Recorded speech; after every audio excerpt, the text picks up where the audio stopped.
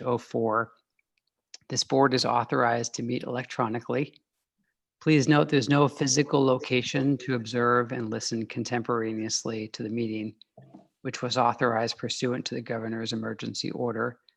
However, in accordance with the emergency order, this is to confirm that we are providing public access to this meeting by telephone. Ooh, yeah. Nice job, Donald. We're providing access to the meeting by telephone with additional access possibilities by video or other electronic means. And specifically, we're using Zoom platform for this meeting. All members of the committee have the ability to communicate during the meeting through the Zoom platform, and the public has access to listen and participate in the meeting through dialing this phone number, 646-558-8656. I'll just read it again. 646-558-8656. And the meeting ID is 892-1128-8232. And you can find this information on the town's website under the Hopkinton Budget Committee. There's also a web link, which I'm not going to read. Providing public notice of, we also provided public notice of the necessary information for accessing the meeting. This was available on the town's website at www.hopkinton-nh.gov and on the town's Facebook page. We've also provided a mechanism for the public to alert this body during the meeting if there are problems with access.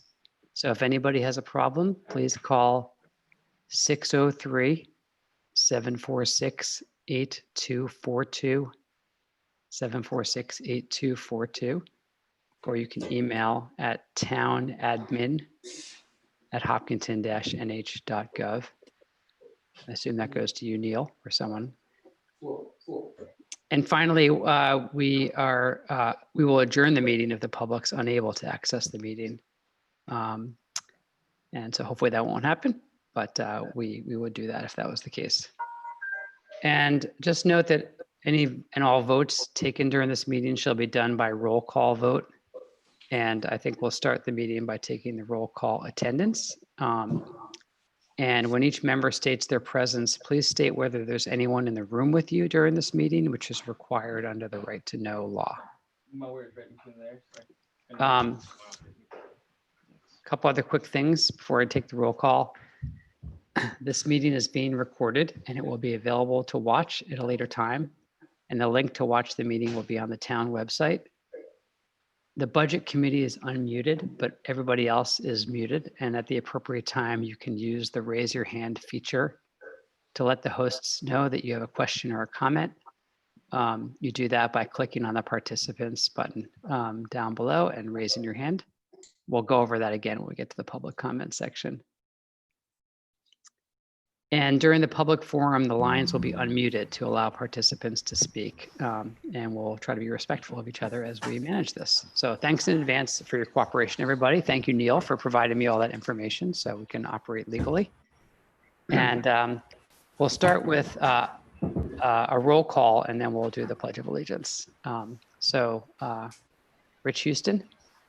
Present. No one is with me currently. My kids are down at the beach at York in Short Sands in York, and I told them to be quiet if they come back. Norm Goupel. Norm Goupel is here, and he has no one in his work office. Thanks, Norm. Virginia Haynes. Jenny is here, and there's no one here but my cat. Great. Ken Traum. Ken Traum is here, and I'm alone. Great. Jonathan Cohen.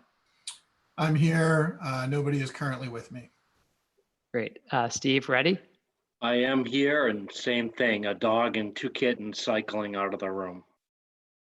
Don Houston. Don Houston's here and alone. And we can see you, Don, which is great. Thomas Lipoma. Thomas Lipoma is here and present and working on getting the video working. Great, Thomas. And this is Mark Zankel, the chair, and I am here. And my wife, Susan, is in the room currently. And as someone noted earlier, Janet Krasaniak, a member of our committee, is unable to attend tonight due to an unavoidable conflict.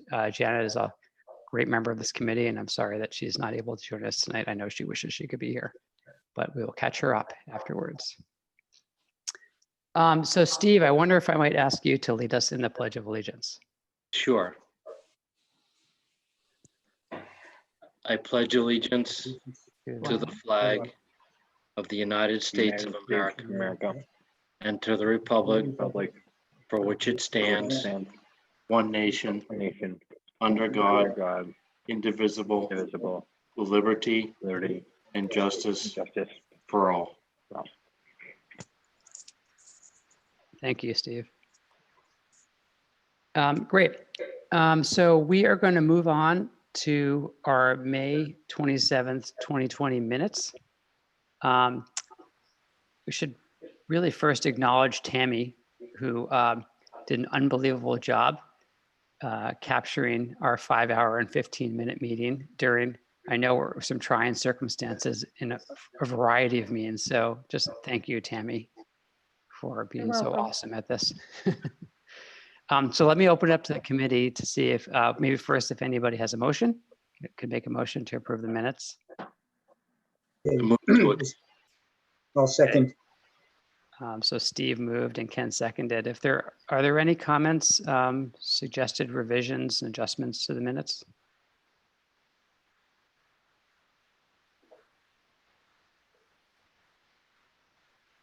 Okay, hearing none, I'm going to take a roll call vote. I'm just going to do it in order of people on my screen.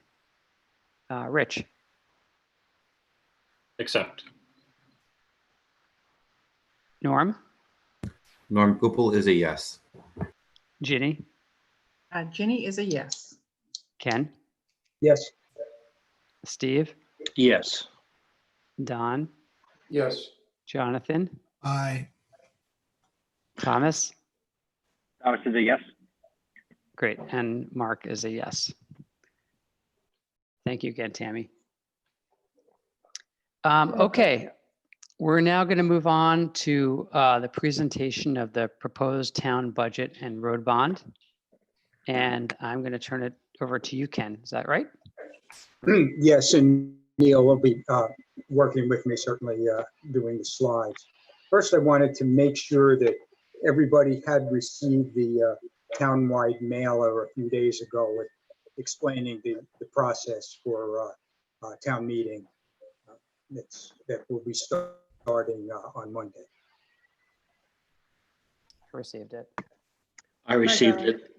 I got it. Okay, I'll just assume unless somebody speaks up, you've received it. So I'll move on.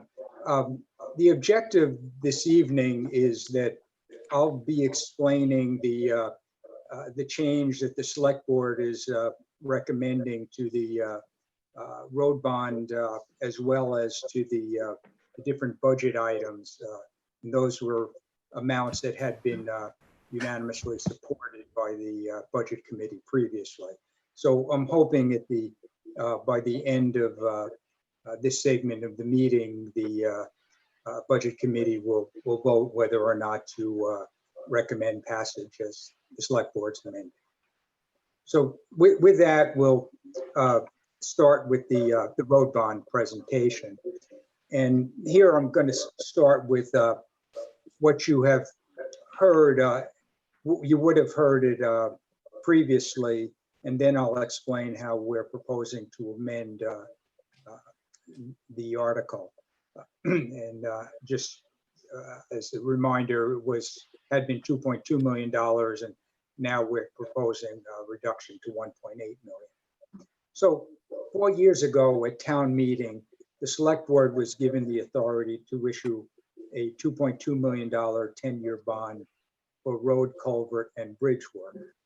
At that time, the estimates were that there was an $8 to $10 million backlog on work to be done in these areas. So that 2.2 million has now been expended or committed to rebuild Pennacook Road and Kearsarge Avenue, to replace 2 culverts on Briar Hill Road, 1 on Rollins Road, and the bridge on Stickney Hill Road. And all the while, the annual operating budget continued to increase the line item for shimming and paving by 5% a year, such that for 2020, the amount that had unanimously been approved by the Select Board and Budget Committee pre-COVID had been increased to $370,500, which brings us up to 2020.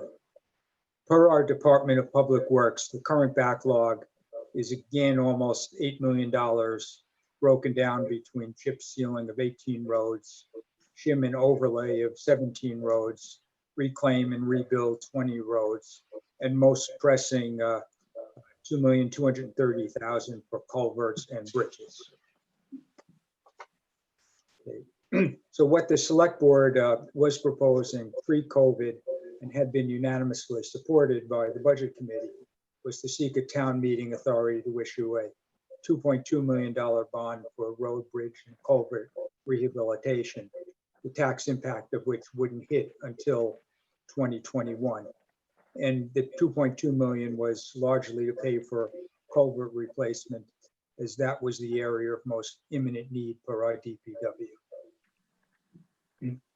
The thinking at that time was that the bond would be used to cover the following projects: the Kearsarge Avenue culvert for $400,000, Briar Hill culverts 2 and 3 for $780,000, Boundtree culverts 1 and 2 for $460,000, and Tyler Bridge redecking for $530,000, and engineering for $30,000, totaling $2.2 million. Among the factors leading to this proposal were, last year the state ordered Stickney Hill Road closed because the bridge or large culvert there was unsafe for traffic. To get the road reopened as soon as possible, one of the culverts planned for Briar Hill Road was used for Stickney, leaving 2 culverts on Briar still needing to be done. And at the same time, we know that the permits we have to complete the work there expire in 2021. And also the DPW has had to put a metal plate over a major culvert on Kearsarge in order to keep the road open to traffic until that culvert can be replaced. So with that background, the road bond, the Select Board and the Budget Committee were seeking approval pre-COVID for that anticipated $2.2 million 10-year bond. And we recognized, and the Budget Committee recognized at that time, that we're trying to balance the town's needs and affordability to property taxpayers by deciding not to request a larger bond. But we had included $100,000 in capital reserve funds to meet similar needs and start building up a reserve there. Since then, as we all know, the world has changed. Recognizing this, the Select Board has looked at all reasonable ways to minimize the tax impact on our citizens and businesses now and going forward, which you'll hear a lot more about when I get into the other financial warrant articles. So the bond we are now seeking is reduced from 2.2 million to 1.8 million. The difference is that the Kearsarge project, which is now estimated to cost roughly 200,000, will be paid for out of this year's DPW shimming and paving project, which naturally means that there are other projects that will be delayed. So the approval of a $1.8 million bond will equate to up to a 31-cent increase in the tax rate. But due to the passage of time now, we don't anticipate any borrowing to occur until the spring of 2021. So the tax impact might not hit in 2021 at all. It might not hit until 2022. But the reason we would like to borrow, the authority to borrow now, is even if we don't expect to actually borrow until the spring of 2021, is that during the winter we can bid the projects out, in effect get first in line, with the expectation that we can get a better price and quicker completion of the projects. And the cost of the bond at a 2.25 interest rate, which we view as being very conservative, would result in about $247,000 of interest over 10 years. In the first full year of payment, it would equate to 31 cents on the tax rate, or for a $300,000 home, $93. And then by the final year, 23 cents on the tax rate, or roughly $69.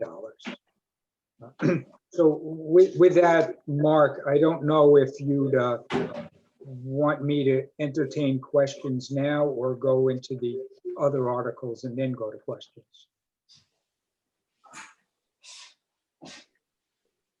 Sorry, Ken, I was muted. I think we could entertain questions from the budget committee now on the road bond, and then move on to the others. Yeah. Okay. So if you could stop sharing, or Neil, if we could stop the screen sharing so I can see the budget committee members. Let's do the simple hand wave if you want to speak. Norm. Just a quick question. On your bond, did the select board discuss whether that's going to be level debt or level principal on the 10-year bond? I don't think we got into those kind of specifics. Okay. Other questions or comments? Jonathan. Yeah, I'm just curious, Ken, about pushing the borrowing off as opposed to doing it now, and what the thinking is on that. And the only reason I'm sort of asking the question is we know that the school is trying to push a big chunk of the borrowing off. And we know that money is, pretty cheap right now. So I'm just kind of curious to hear a little more about, what the board thought about the timing. Sure. As you'll hear in the next part of my presentation, in order to maintain a level tax rate this year, there are certainly other costs that are being deferred until next year. And next year's budget is going to be a horrendous one to develop. We could be looking at just on that side of it up to $500,000 of additional costs we're going to have to address. And so because of that kind of thinking, we felt we want to try to do everything we can now to keep the tax rate down as much as we can. But I totally agree with the concern that the road situation's not going to get better. Right. I mean, I guess that was my sort of reason that I'm asking, because this strikes me as a need, not a want. So we might as well get it as cheap as we can get it, I guess, is my thought on it. But just raising the question, that's all. Yeah, we where we were pre-COVID was the $2.2 million bond that the whole budget committee unanimously supported. And under our plan, all of those areas are still going to be addressed. Fair enough. Other questions or comments for Ken on the road bond? I have a question. Yeah, go ahead, Jenny. It may have been addressed at a meeting I did not review, but how did they find $400,000 from their operating budget? And is anything not being addressed by using that 400? Okay, Ginny, good question.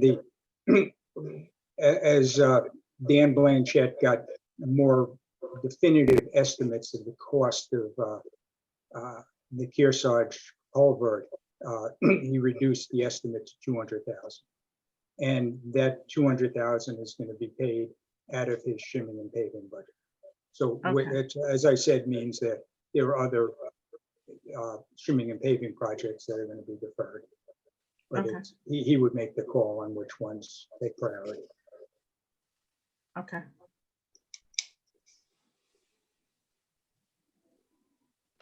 Further questions for Ken?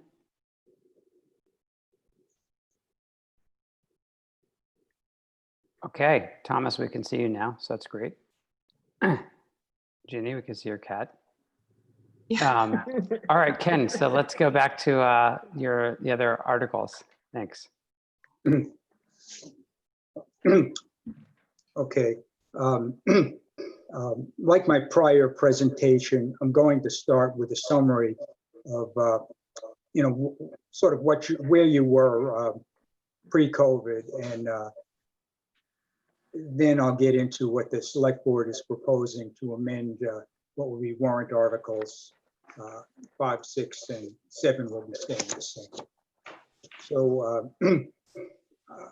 the final results pre-COVID at the 10, and this is again items that the select board and the budget committee both unanimously supported and would have been presented at town meeting in March. At the operating expenses would have increased $421,350 over the 2019 approved budget. The capital reserve fund and trust fund funding were up $343,500. There's no change in individual warrant articles, and there would have been a $215,000 reduction through the use of the fund balance. So the bottom line that we had been proposing would have been a 50-cent increase in the town portion of the tax rate, or a 7.87% increase. So now we get into, okay, what did the select board do to try to ameliorate that increase due to this situation we're under? And I want to just note a couple of things, that the town operates on a calendar year basis as opposed to the school that's on a fiscal year. So we're already more than halfway through our year. And in developing this proposal, I want to thank our department heads and Neil for closely watching spending so far this year. And in getting to our proposal, we're assuming that we will receive 100% of the funds that the state previously indicated we would be receiving, and that the town will be fully reimbursed for all COVID-related incremental costs we have incurred, but nothing beyond that. This proposal also recognizes that some of our traditional town programs have been suspended and some costs are being deferred. And as I previously mentioned, next year's budget is one I don't even want to think about. So now I'll summarize the new changes the board is proposing, which will eliminate the tax increase.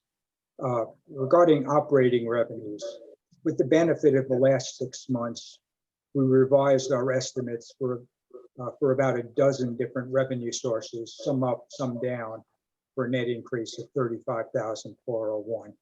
The largest was to take an additional $25,000 out of our pay-by-bag fund that is built up over the years.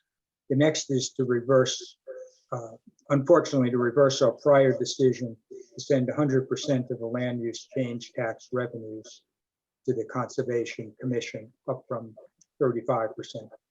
While the board continues to fully support the work of the Conservation Commission, we don't feel under today's circumstances that this is the appropriate time. This is a $15,000 adjustment. Other smaller adjustments related to planning board and building permit fees, checking account interest, etc. Regarding the reduction of $183,200 in operating expenses, we went through every line item, of which there were over 400 in the town accounts, comparing expenses for the first 6 months of 2020 versus the first 6 months of 2019. Total expenses for 2019, reasons why the last months of 2020 may vary from the first 6 months, looked at any staffing vacancies, program shutdowns, etc. At the end of the day, we probably adjusted nearly 100 line items, again, some up, but most down. And the result of these efforts was the $183,000 reduction in operating expenses versus what we had proposed pre-COVID. While I believe we made reductions in nearly every department, among the largest dollar items were health insurance for over 11,000, workers' comp over 4,000, electricity, heating, cleaning for town buildings over 22,000, police overtime and retirement over 17,000, public works part-time wages 24,000, in part because of the inability to hire a part-time person, and shimming and paving by 17,000. Regarding reduction to the capital reserve fund funding from the pre-COVID proposal, reducing it by 142,000 to 676,500. The major changes there are reducing the amount to go to the road and bridge culvert from 100,000 to 30,000. Fire vehicle replacement, we're reducing by 15,000, which will still enable us to replace our 25-year-old engine 2 with a new one, thanks to Chief Yale's efforts to line up a demo for us, saving us a fair amount of funds. And then we're reducing highway vehicle replacement by $35,000, still enabling us to buy a loader. The next item, the use of the fund balance, we're reducing that by 35,000. And as I've mentioned already, as soon as the budget for 2020 is approved, the process for 2021 will have to start. And looking ahead to that, the select board is aware, without additional funding from the state or federal government, the potential fund balance at the end of 2020, which we could use to level the tax rate in 2021, will be significantly lower than we may have been able to utilize now or in prior years. So we're reducing it by 35,000 in an effort to try to take a step towards levelizing the tax rate in 2021. And the final item was, we now have a more current town valuation than we did pre-COVID. I believe that we get the new valuation numbers effective April 1. And so we have utilized that new number, which is up roughly $9 million related to new buildings in town, which in effect provides us with additional revenue of roughly $63,000.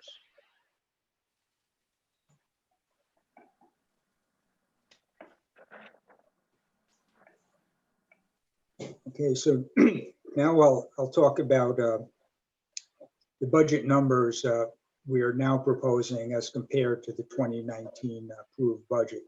And the amendments, amended numbers fall in the areas of revenue, operating budget, warrant articles for CRF and trusts, and use of the fund balance. Okay, first on revenues. As far as revenues other than property taxes are concerned, and by the way, because I've gotten some questions, Neil informs me that at this point it appears as though property tax payments are coming in as they normally do. So with revenues, we're estimating an increase over the 2019 budget levels of $159,000 or 4.89%. But sewer revenues, which are really a separate item, are if they're removed, then the increase to the revenues is 3.13%. The major drivers are motor vehicles. Based on 2019 revenue levels, we expect motor vehicle registrations to bring in $80,000 more than budgeted in 2019. And here I just ask everybody to continue buying new vehicles. And so far in the first 6 months of 2020, this estimate of an additional $80,000 is held up. And the next item is municipal aid. Based on the current 2-year state budget, we expect to receive just under $50,000 more than we had budgeted for in 2019. With regards to income from the sewer fund, actually there's no impact on the total to be raised by taxes, as this $60,000 is mostly attributed to the Kentucky Village precinct, as their share of costs for sharing an employee position with the town. The employee will be responsible for running the precinct's water operations as well as the town sewer operations. Both the town and precinct have been contracting out this work, and we both believe that by having a shared employee, it will provide better service and will cost less. The next two items, transfer station, commercial, and recycling revenue, are down a combined $30,000 based on 2019 compared to 2019 actuals, and they continue to be an area the select board is keeping a close eye on. And finally, we're taking an additional $25,000 out of the pay per bag fund, which has built up over the years. Okay, on the positive side, let me say, some areas where we hope to see potential future revenue that would not be coming from property taxes. And recognizing that a part of alleviating the tax burden on property owners is to bring in other revenue sources. What I want to point out is in this budget, there are funds for a part-time or per diem economic development director. The cost of this will be split between the town and the tax increment financing districts. And the purpose would be to encourage development and obtain grants for such. The second item is the solar array of the transfer station, for which last year's town meeting gave the select board authority to proceed with, and an option has been exercised for which Hopkinton and Webster have received $2,500 from Granite Apollo. And the company is now moving forward in terms of working out agreements with Eversource and Unitil, ICU New England, and I believe some other entities.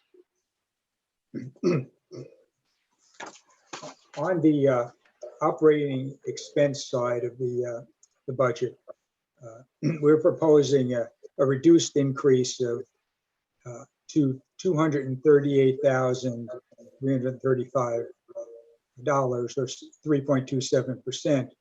But again, if I remove sewer for the reasons I previously explained, then the increase is down to 2.54%. The major drivers there are the addition of a part-time 25-hour per week position for the town clerk tax collector's office for just under $22,000. A merit wage pool based on 3% average increase for our dedicated town employees for $74,739. Continuation of our current health insurance offerings, with the increase in part driven by changes in the status of some employees, such as from single coverage to family, and that's for a total of $116,545. The full-time wages for our police department are increased due to a comparative salary analysis for $27,610. And as an aside, I just want to recognize that recently Hopkinton has been rated as the 7th safest community in the state and the safest in terms of violent crime. And I'd just like to thank Chief McClure and his department for that. For full-time wages for our Department of Public Works increased by $23,385 due to a full year's worth of salary for a position approved during the prior year. And as I previously mentioned on the revenues, the increase in sewer expenses is due to a position that will be shared with the Kentucky Village Precinct and reimbursed by them for their share. And the town needs to show the total expense for the new position, even though the precinct is paying half. And the position eliminates the need for outside contractors for both the town and the precinct. And I need to get a drink. That's allowed. Okay, moving on to warrant articles for the Capital Reserve Fund and the trusts. They total 748,000, which is a $201,000 increase over last year's approved amount.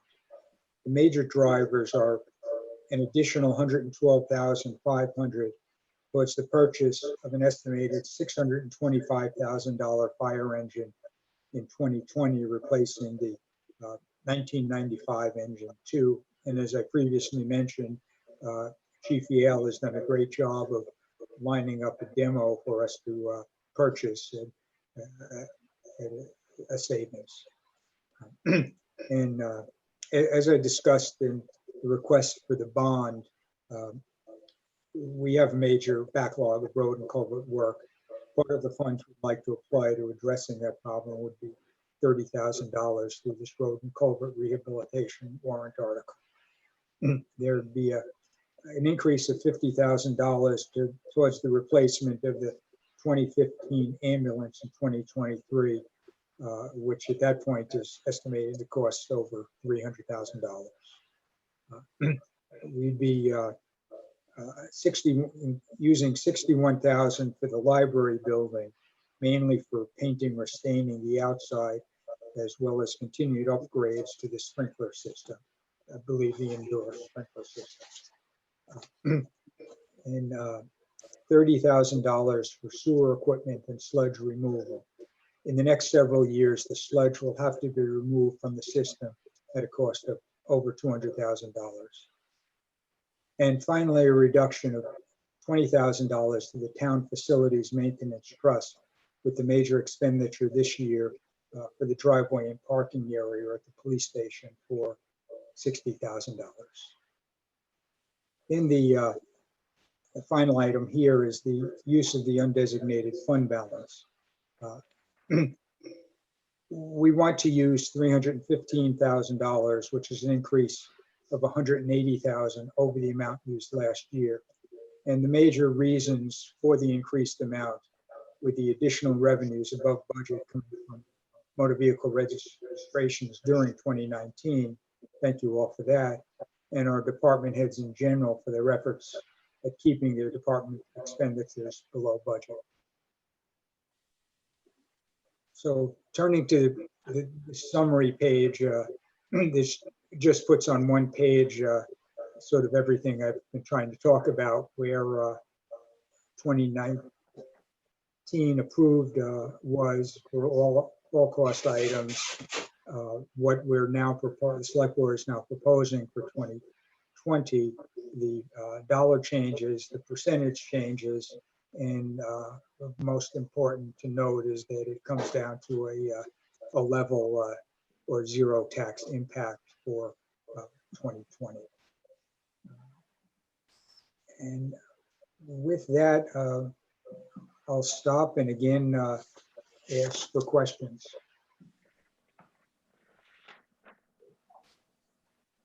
Great. Thank you so much, Ken, for walking us through that. So again, let's just give a little wave if you want to speak. And Steve, since I can't see you right now, you can just take yourself off mute if you have a question or a comment. Okay. Jonathan. Mark, do you have the participant screen open on yours? So we can just raise hands that way too. That can be handy. Ken, a couple of quick questions. The merit pool wage 3% increase for employees. When was the last time that they had a wage increase? We've had a merit wage increase, I think, the last couple of years anyway. There are, where I mentioned, say, with the police department, there are analyses done, I believe, every year comparing our wage levels with comparable towns, so we don't, lose officers, say, to other towns that are paying more, and that would also occur. Well, and that was my next sort of question. That 27,006 for the police, was that an increase to police wages? Yes, spread over a number of officers. Right, yeah, not to one officer, but that's an increase in wages to the police.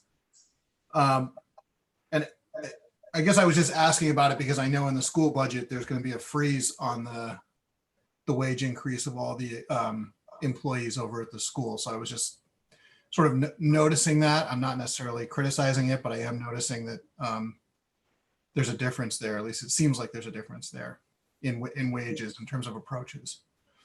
That and Jonathan, that 3% merit increase had been unanimously supported prior to pre-COVID, and actually it was given to the employees because we were assuming it was going to happen. Understood. Also, I was just curious, is the police, are they repaving their parking lot right now? Is that what's going on when I'm driving past and seeing that? I physically, I can't tell you, I haven't driven past it lately, but it's planned for this year. It may be starting now. Maybe Neil can answer. Yes, it is happening now. The biggest issue there is all the drainage has gone into the building for years. So the main thing that's being corrected is the drainage to go away from the building. And that is happening right now. All the paving will be hired out, but our own crew's been doing the prep work and getting it ready. Do you happen to know the price tag on that? We had budgeted $60,000, but it came in much less than that. And I'm certainly not trying to monopolize here, Mark, so I'll yield, but I just had just a couple of thoughts on looking at this. And then the last thing that I wanted to ask about was that ambulance replacement, putting 50,000 toward that. And I think the question is, do we make or lose money on having our own ambulance as opposed to like just hiring it out to a third-party vendor? I'm not sure that specific analysis is being done. We do receive revenues from insurance companies for calls. We do provide service. I think it's to Warner and Webster, who pay a share of the costs for the ambulance. What I would say is back years ago, the town had voted they wanted their own 24/7 coverage for ambulance as well as for police. Yeah, the only reason I asked the question is just, I mean, we're so close to Concord. I'm sure there's third-party vendors that could do that. I'm just curious if that's a place where we could save money. That was looked at about 10 years ago, and it turned out not to be a place to save money at that time. I don't think it's been looked at since then.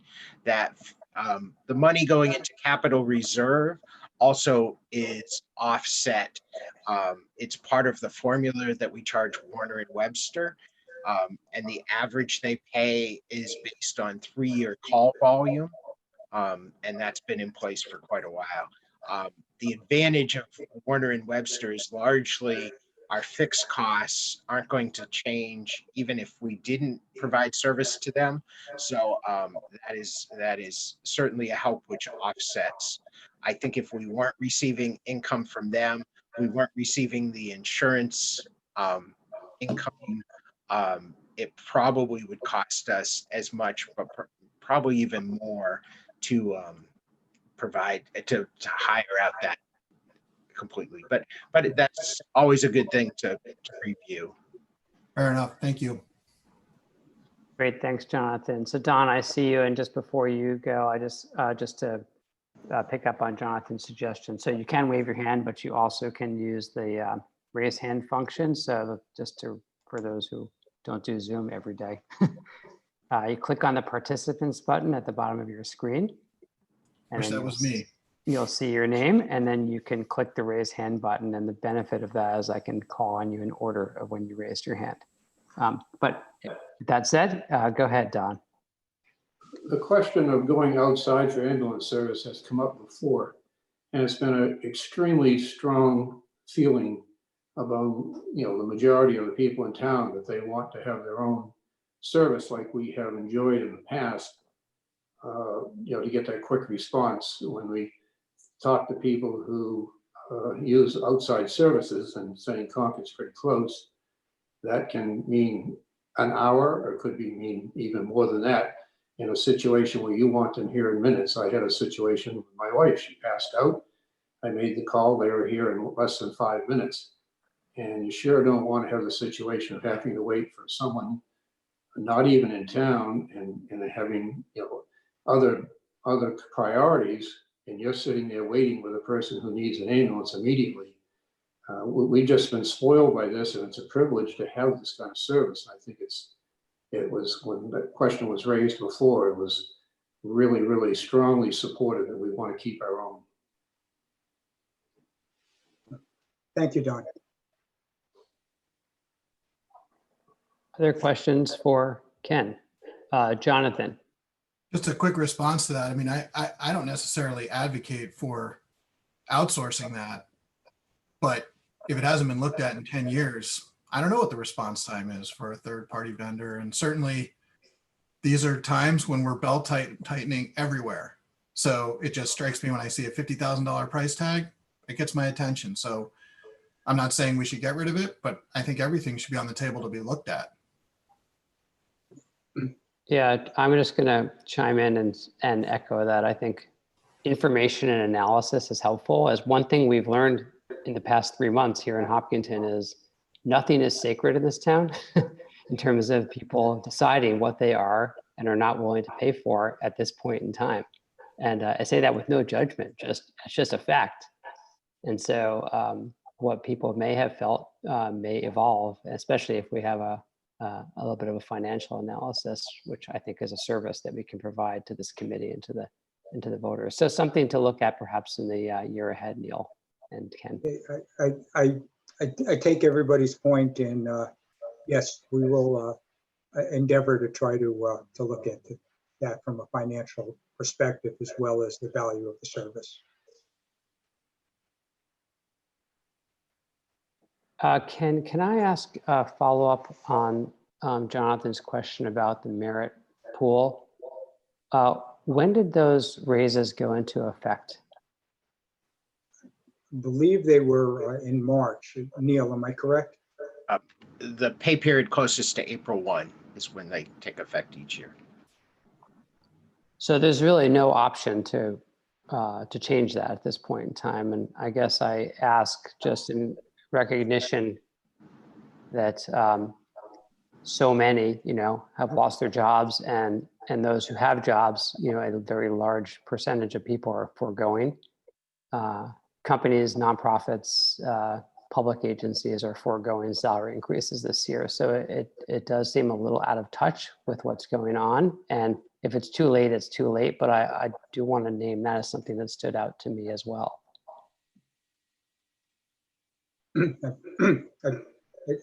I hear you, and in hindsight, maybe we should have just not done that. But at the point in time when nobody knew what was happening, the employees were anticipating it. And one thing I do mention at each select board meeting is the unemployment numbers that I'm getting from the state for Hopkinton specifically. And we've done much better than the state average. And I believe our unemployment rate last reported was 6.6%. Those are still people that are suffering, certainly, but we're not being hit as bad as many of the rest of the state. Thanks, Ken. Other questions or comments for Ken? Rich. I was just wondering if you could please put that last screen back up, the one with the final tax numbers. I didn't get a chance to write those numbers down, just for 30 seconds, if that's okay.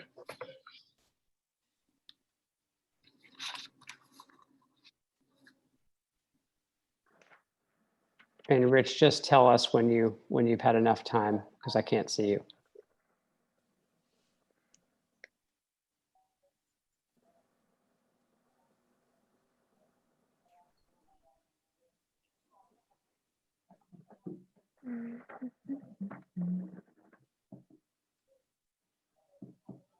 Thank you.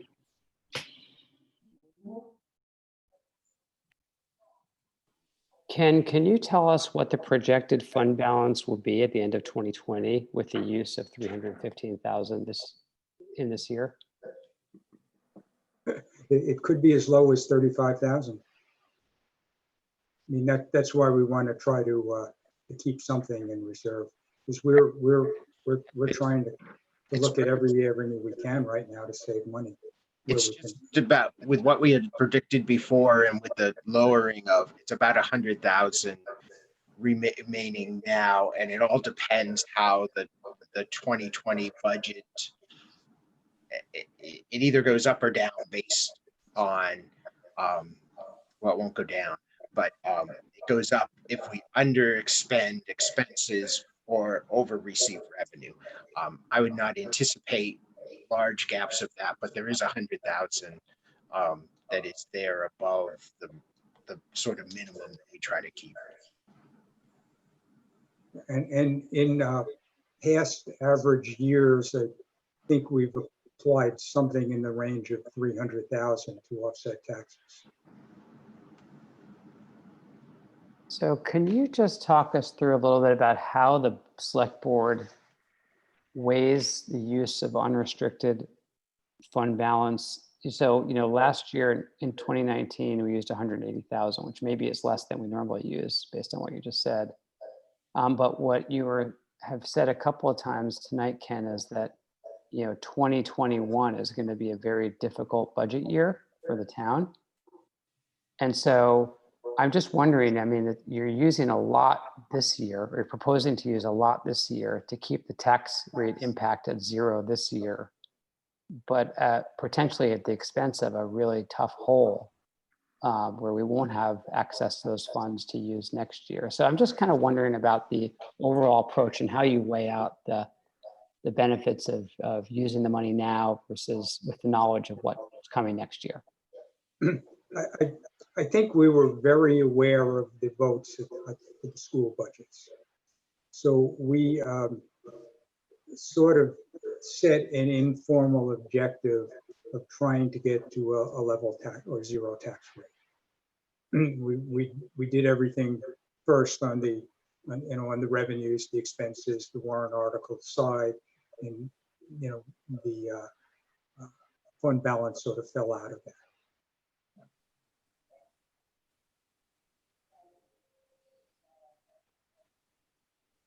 Thomas, you're up. Sorry.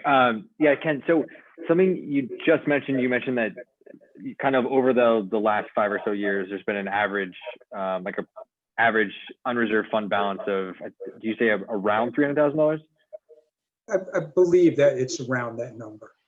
Right. Okay. So in terms of how that actually operates, because you're not putting money into the unreserved into a fund. So is it just kind of like basically every year the revenues happen to be about that much over kind of what we were expecting? So there's kind of always this floating $300,000-ish that's available to take back out? It's a combination of, let's say the revenues are higher. As an example, we budget, we're going to get $1 million of revenue from motor vehicles. We get $1.1 million. So that, that might be 100,000. We have a vacancy or several vacancies during the year, so that the department doesn't spend as much money because of those vacancies. That's another way that savings occur that go into the fund balance. Okay, but it's not like 5 years ago we started with like a $1.2 million unreserved fund balance, and then we've been draining it down, and now we're at, like, if you use it now, it'll be at 35K. It's kind of like they're generally what you're planning, or not, I guess generally what you're planning for is an under amount of revenue, and then at the end of the year you have more so that you can then use it next year. We budget conservatively. Right, So right, okay, yeah, I'll use that answer yeah, instead. yeah, sorry, that's what I was missing the right word, but thank you. Okay, cool. I just wanted to Yep. make sure I Great. knew how that Thanks worked. for the question. I just want to be clear that the undesignated fund balance, it also, this is the amount above the required 15%, 5%, 15% would be great. We keep 5% of all the revenues we take in from taxes, which includes school and county, and that we're required to do that, precincts, because no matter how tax revenue comes in, property tax revenue, we have to pay the school monthly, we have to pay the precincts, we have to pay the county. So within our undesignated fund balance, which is, we have to keep about 1.5 million in that, which is our 5%. So we're talking about the amount that gets spent, which is above that 5%. I just want to be clear that we're not running on the edge, but that unreserved fund balance also includes uncollected taxes that are on the books and things like that too. So we're very fortunate here that we're able to only keep 5% because people pay their taxes so well. We would have a real cash flow issue if people didn't pay their taxes on time, and would probably have to keep a bigger fund balance in order to keep that going. Got it. Okay, that makes tons of sense. Thanks.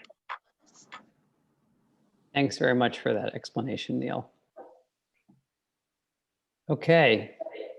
Any other questions or comments for Ken at this time? Okay, I'm going to go with Steve and then Don. Go ahead, Steve. Yeah, obviously you're a long-standing selectman, but tonight you're also appearing as a member of the Budget Committee, the selectman's representative to the Budget Committee. I appreciate the work that the selectmen have done to try to get down to a zero tax increase budget. But I'm asking you tonight as a member of the Budget Committee, are there reductions that were made that are going to come back and haunt us as a town in the future? Or have what you guys and ladies done to do this going to cost us more money next year or the year after that? There are, as I referred to, programs that are not being run this year because of COVID, say at the Slusher Center, that hopefully we'll be able to start running again next year, and then we're going to have to put that back in the budget as an example. Is that the kind of thing you're thinking of, Stephen? No, I'm saying, are there expenses where we're kicking the can down the road, like with the school budget, where things that are being deferred now are going to cost more money next year or the year after? Well, the big potential is roads. And that's unfortunately from well before I came on the select board, that's an issue that the town's been facing. It's so difficult to spend $500,000 on a culvert that people don't realize that they're so expensive, or that you either pave it, repave it now, or it may cost somewhat more to do it in the future. Leaving the bond issue aside, are there expenses that it takes to operate the town that we're deferring that are going to come back to cost more money next year or the year after? And I'm not talking about programs that have been suspended. I'm talking about things that just don't get done or get deferred, or maintenance that gets deferred, or things like that. Well, on the operating budget side, we are reducing shimming and paving budget item by roughly 17,000, and as opposed to where we were pre-COVID, instead of putting 100,000 in the road and culvert CRF, we're only putting 30,000. Those would be some examples. Okay, thank you. No problem. Okay, Don. Yeah, no, just a general comment. I think, the roads are the elephant in the room. It's been there for many, many years, probably 10 at least. And with the criteria that we're trying to face a budget this year, with all the problems that we have, I commend the select board of doing certainly the emotional step to get down to a zero increase. I think that's what the town folks want. It certainly was evident in the school voting. And I think this is a very strong step forward to try to get this thing approved and get it done with a zero increase. It just takes that emotion out of it. I congratulate you. Thank you, John. You're here. Okay, any further questions or comments from the Budget Committee for Ken? Okay, so just to lay out how this is going to go, Ken has indicated that he would like, we're going to go to public comment on the town's proposed budget, road and other warrant articles. And Ken has indicated that the select board would appreciate a vote from this budget committee on, I think, Ken, it would be each of the proposed articles of where the budget committee stands on them.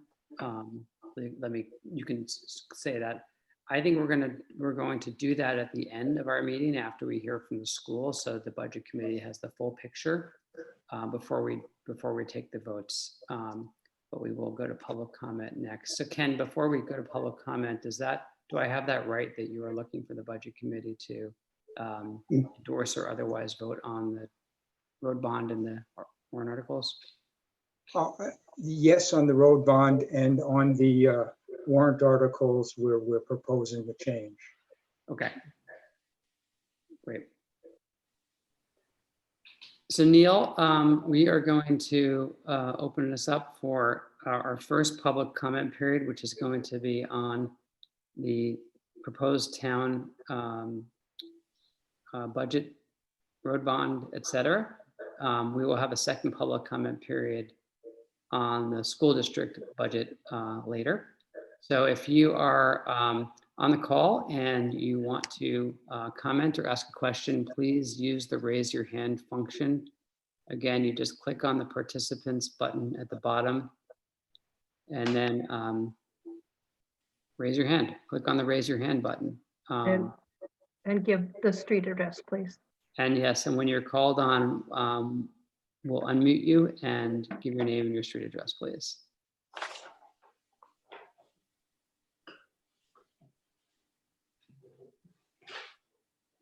It's a quiet group tonight. We have 25 people attending, including us, I believe. 24. Okay, I'm not seeing anybody yet, but I'm going to give it another minute. Ken, you can have another drink of water if you want. Thank you. Or a drink of whatever you're drinking. It's tea. It's not Kentucky precinct water right now. Right.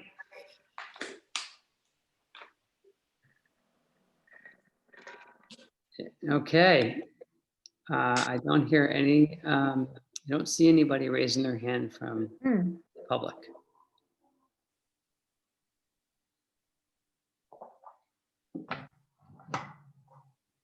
Do you, Neil? I move we vote on the road bond then. Steve, I was going to hold off on our votes until after we hear the school budget. That way the budget committee members will have the full picture of what's coming forward. I see no one raising their hand. Okay. Jonathan, are you raising your hand? I am. I just have a question mark, and maybe it's really best for other business, but Ken's comment about the water situation in Kentucky, I'm just curious if at some point in this meeting, I realize it's not directly the province of the budget committee, but this is the first public meeting since we've gotten this notice. I wouldn't mind hearing from Don just about if there's any updates on that situation, but that could be other business at the end too. I just wanted to put it out there. Okay, I'm going to make a note of that, and Don will ask you or Ken to provide an update in that section of the meeting. Thanks. Okay. Thank you, Ken, and we'll be back to you. Can't And wait. now I see Steve is on, and so we are going to turn it over to the school district and Norm. Thanks, Mark, and thanks everyone for letting me join in on this meeting to give you an update regarding some school stuff and our new recent proposal. I want to give you a couple of things that's happening in our school district that's been quite significant and important. Most importantly, Steve, our superintendent, has made it public that he will be completing his contract at the end of next June. As of right now, we have Seth Aframe chairing the search committee along with Rob Nato assisting. Currently, we are working on an RFP to send out for a consultant firm. The range on that will be about 10K to 15K. We do not have a price yet, but that will be going out, I believe, about in a week or so. Steve and I have a lot more business to do over the course of many days, and I look forward to working and learning with him. And it's a privilege and an honor to work with Steve. An update regarding negotiations. We have started that with our teachers. We just started negotiating with them. In the fall, we will start negotiating with support staff. I want to say thank you to the town of Hopkinton. We have finally started our building facility project. You know, we should have cake and balloons right now because it's been a lot of work over the last year overseeing this project. BPS, HL Turner, Steve, Michelle, Gordon Bristol, and the school board have all been supportive of this project. And I'm pleased to say that we've started demoing on the bathrooms. We are starting to work on our roofs, and altogether it's coming together really well. The communication has been great, and it's been an honor to oversee it and see that we are using this bond to really get this deferred maintenance done and our expansion at Harold Martin. There's some news about the bond that's very important to share with you. There's some really bad feedback. Is it? Okay. I have some news to share with you tonight with the bond. We received our true interest cost on the bond today, which is 1.76%. That is fantastic news for the schools and for this town. I'm very happy to share that with you. The school board has agreed, based on a recommendation from the building committee, that we will move forward with this bond as level debt for 20 years. This means that no matter what part you come into Hopkinton, you will be paying the exact same rate for the course of the bond. So instead of low principal, we decided to do level debt. Something that's I want to bring attention to the to this committee is that the school board is currently engaged in multiple subcommittees. We implemented, of course, the CIP committee, which has been meeting on a monthly basis in order to help plan and forecast a CIP plan for this school district. Andrea and Jim are on that with Steve and Michelle, and that has been going really well. The other committee is the finance committee, probably the committee where you guys are very much probably interested in, where Rob and I are on with Michelle and Steve, and we are working on educating this community. It's our goal to be able to explain to this community how a school budget is prepared, how it come together in the course of the year, but also the $1 million question: can you please give us a better format on how we can communicate this budget to you all? We all hear we want line by line. We all hear we want to be able to see this and see that, and that's something we are looking at. And I don't mean by looking at where we're just kicking the can down the road. We are doing work on it. You know, Rob and I understand is the concern of everybody here that they want to be able to see a better understanding format. And I'm proud to say that we are working on it. And it's important that if you miss a meeting and you're not able to attend it, we have uploaded it, because it's an important tool that we can share with the community and say, hey, this is how we do our budget process if you have questions about it. And this is where we are with it. And we continue to go through this month after month and educate the community on how we are doing this budget process and really engage in them. At any time, it is important that you to give us suggestions, recommendations that you're looking for in a budget process. And I'm happy to bring it back to the Finance Committee. I'm here to work with you guys in order to come to an agreement to be able to understand what we want to see when it comes to a budget, so that anyone that when they pick up our budget, they can understand it and comprehend where their tax dollars are going.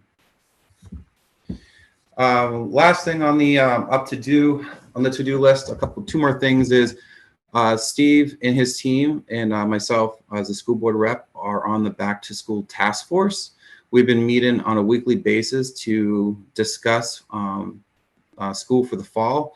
We have quite a bit to digest after we received the governor's information yesterday. Then next step is we sent out a survey today, in which the feedback from that will give us some sense of direction on what's our next step in for the school district. It's a lot of work. It's a priority that everyone remains safe, educated, our teachers, our students, and that we come to some solution that we're able to provide an education to our students, but everyone remains safe, and that all of us can return to work and our students can return to school, but we need to see the survey filled out and where the parents are thinking and our teachers. There'll be a teacher survey and a parents survey that went out. You guys all, am I going too fast for you or are we good? Like, good space? Okay. So in your packet, I gave you guys a really quick breakdown of where we were with transparency regarding the unreserved fund balance. A lot of you have asked, how much did we save in the course of last year regarding to remote learning and additional revenue? And one thing is Michelle was able to put together a sheet of all the additional savings that we have so you guys could see. So it ended up being about $750,000. Just so I can mention to the public, we invested $100,000 of this into technology, which helped with this budget for us to be able to buy some additional equipment and other things. This also helped with flexibility in the budget.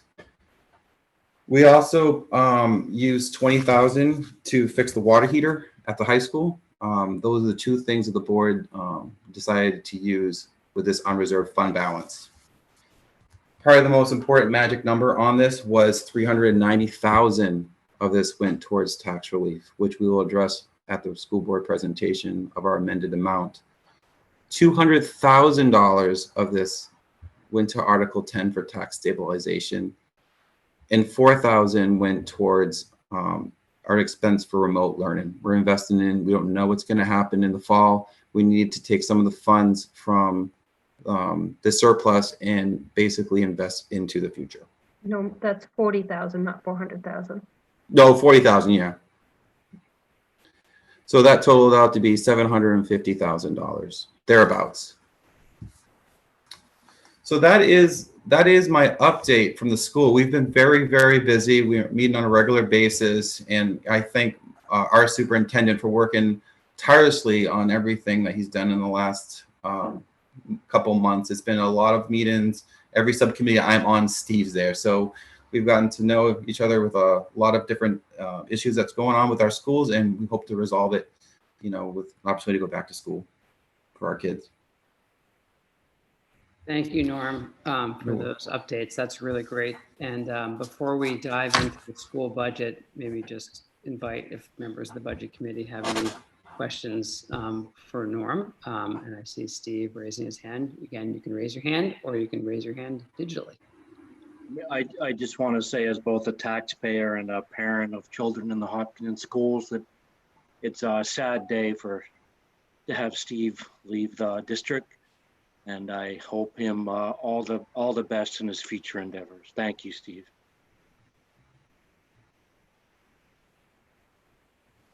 Yes, I'm going to chime in myself and just say, Steve, I know there's going to be a lot of opportunity to celebrate you and thank you in this year ahead. Yes, there is. You can't escape that. But I want to say on behalf of myself and my family, our thanks to you. I've had a chance to get to know you a bit over the years as well. And one thing I know is that every single thing that you do in your role as superintendent is done in the best interests of our students, our families, and our community. You've got a great educational philosophy that's really committed to providing a wonderful education for all students, regardless of their abilities and their circumstances and their lives. And you've been just a great North Star in our school system. And we're so lucky to have had you for as long as we have had you. Thank you.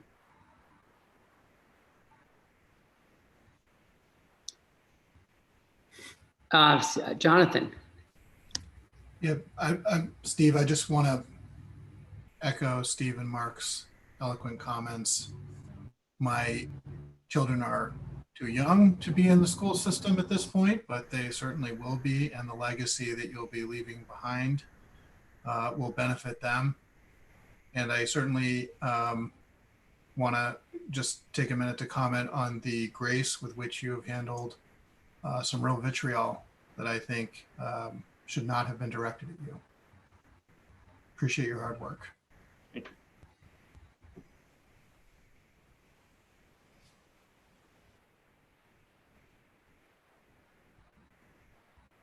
Okay, not seeing any further virtual or digital or photographic hands. Oh, Thomas. Sorry, we're just asking questions on, I mean, I agree with everything about Steve, but also asking, can we ask questions about the other stuff that you presented? Yes, please go right ahead. We're, just avoid the budget because Norm's going to get to that next. Thomas, it's got to be all about me. It's got to be all about about the one, I mean, the 1.76 bond numbers is great. But again, you guys have full authority to take out the entire bond amount if you want to. And it's not really technically part of the budget because it's already been voted on and approved by taxpayers. Have you had discussions about taking out the remainder? The board has agreed on doing 5 million now and at this rate, and then we would complete it in March. This give the remaining in March of 4 point whatever, because it gives us flexibility in this budget currently of about $123,000. I agree with you, potentially that with that rate, taking the full amount out, I'm not sure if we can go backwards. That would be a question for Steve. Right, the sale is over. So that Okay. bond sale has been completed. So there's no chance to go back. No, Yeah. the application was submitted for 5 million. The next time, though, the board could, depending on budgets and where we are, is January. So there's another sale in 6 months, and then there's another sale in a year. So the board has flexibility in January, but the July sale was completed yesterday, and we got that rate. When you got the current rate, do you have any new expectations for what the January rate might be? I'm sorry, I didn't catch that. So when you got the 1.76, when this sale went through, do we have any new updated expectations for what the rates might be in January?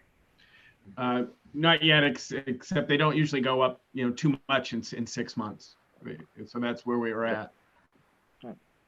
And I'll keep you guys, of course, updated with that if we hear anything about that. But I do agree with you, Tom, that's something that I looked at when I heard 1.76, but the board had agreed that they want to do it in these 2 steps, and I think it's a great rate, and I think we should be celebrating. I think a 1.76 true interest rate is something that I think will help us in the budgeting process and moving forward. But today is it's a great day to get that rate, and it's also even better that we're able to start on this project. It's exciting. A lot of work's gone into it. This town voted for it, and it's our job as a board to see it through. And I think one thing that's important to share with you guys, that in the next 1 to 2 weeks, maybe 3 weeks, we will be discussing adults. So one of the most important discussions that this town had asked about was fire suppression. We did get we got back our bids. We have some information which Gordon is sorting out, but the building committee will make a recommendation to the school board on potentially what we could do with the additional funds potentially. Yes, Mr. Houston. I was just wondering, you did mention earlier that we're ongoing in our negotiations for the new teacher's contract and coming up on the support staff. What is the state of the industry in the school districts around the state? Because of COVID, is everybody taking pay cuts around the state? Are they honoring old contracts? What's the feeling that you can pass along to us on that? That would have to be our superintendent who is sitting in on that. He would know more. Let me ask. Sure. From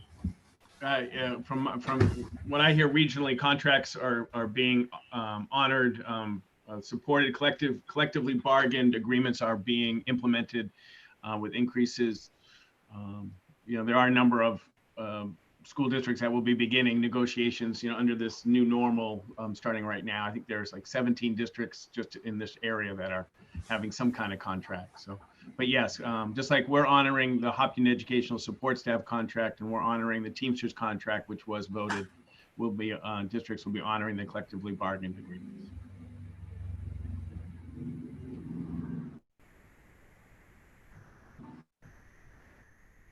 Thanks, Steve and Norm. Any other questions on Norm's updates? Okay, great. So our next item is to hear from Norm and the district on the amended proposed school operating budget, et cetera. Yes.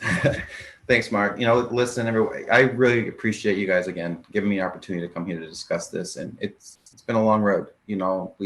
This is our third time coming to you to discuss this. And, I think it's important to understand that, a lot of work went into this, a lot of consideration from everyone, and that this board has listened to the community. We've listened to you. We've listened to a lot of people. And I'm hoping that tonight, this committee, as it did, will give us a sense of an agreement on our budget, because to me, I think it's important that we're able to communicate this budget to our community, which we are doing. We are out talking to them, making Zoom meetings. I'm meeting people at the gazebo wearing PPE, talking about this budget. I'm meeting people at every day that want to discuss this budget, because as a board member, it is crucial that I get this budget passed. And I can't communicate to this community at a board meeting. Only 55 people show up, and Hopkinton's a lot better. Running through the farm, seeing Rich, if I can answer a question for him, I'm happy to do that. Any way I can make myself available to this community to make this budget make sense, and moving forward with our next budget, being more transparent so you guys understand it, everyone can understand it, where their tax dollars are going is a goal. And I think it's something that this board has worked really hard. I want to thank Rob. I want to thank Steve, Michelle, and all the other school boards for really, really looking at this budget, being able to maintain support staff, the support student services, our classes, all our extra activities. We listened to the community and really said, okay, we understand where we are with COVID-19. We understand people are losing our jobs. We understand a lot of people are going through difficult times, but it's important that we still can maintain excellence for our students and provide them with an education year after year. So I do have a brief presentation that I will present to you of reductions that pretty much fall in line of administration, because our budget is mostly 80% salaried. And that is the place for us to look in order to maintain core education for our students, because it's important that if they come back to school, or even if they're remote, we're able to provide them with the same opportunity that when they left, and that is with a great education. So I have a brief slide to be able to show you guys that I'll walk you through a little bit through the reductions. And Steve, please feel free to comment a little too in there on the presentation, please. You would like the colored one up now? Yeah, the color one's perfect. How's that? That's beautiful. Thank you. So if you've attended our school board meetings, this is basically the same template that Rob and he prepared for the board, which I thought was really good to use again for this committee. In the blue, you can see our reductions. In the tan, you can see Article 3's history and its timeline and its increase. And then below that, we can discuss the change in the tax rate. So real quickly, we've discussed, there's no raises in our salaried staff. That's nothing changes there. We eliminated time off for administrative assistants and guidance counselors. We felt we could move on with no HES contract, which was for $30,000.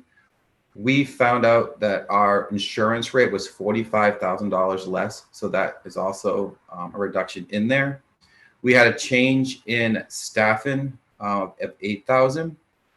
We were able to save a little bit in this budget because we were able to use the unreserved fund balance and buy some technology in the last fiscal year that we can take out of this budget.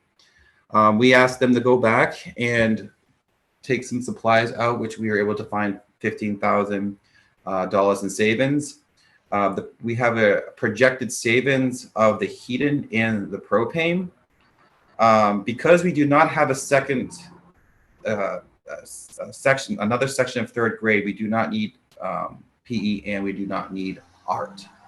So that's why we were able to have those reductions. Matt Stone is reconstructed the technology department, so we had some savings there. Steve felt it was comfortable that we could move on with no special education instructor for Maple Street. We're still able to provide services at Maple Street.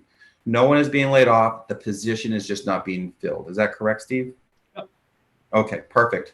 Because we had a reduction in 6th grade, we didn't need to have a section of art. It's not a reduction of program. It's just we had one less class. We were able to save some money on our curriculum. We went from $31,000 down to $16,000. We were able to save some additional savings for the summer school. And of course, we saved about $122,000 in the bond savings proposal that I presented to you last time, in which we're bonding $5 million now, and then we are bonding the rest later. The board strongly felt that the library media assistant was important to add into this, which brought a new total reduction of $492,476.46. What's important for you to understand is that, yes, this does include 2 sections of English, wood, technology, and math, our numerous assistant, our numerous specialists, our section of art at the middle school. It does include middle school sports. It does include high school sports. It includes our district psychiatrists, Dream Box, our SAP position. It includes everything for core values for our students, to give them support, give them what they need. We had to dig deep in order to come up with this, because we understood the concerns of this community was to send a message saying we want to be able to support the schools, because we know this town supports the schools.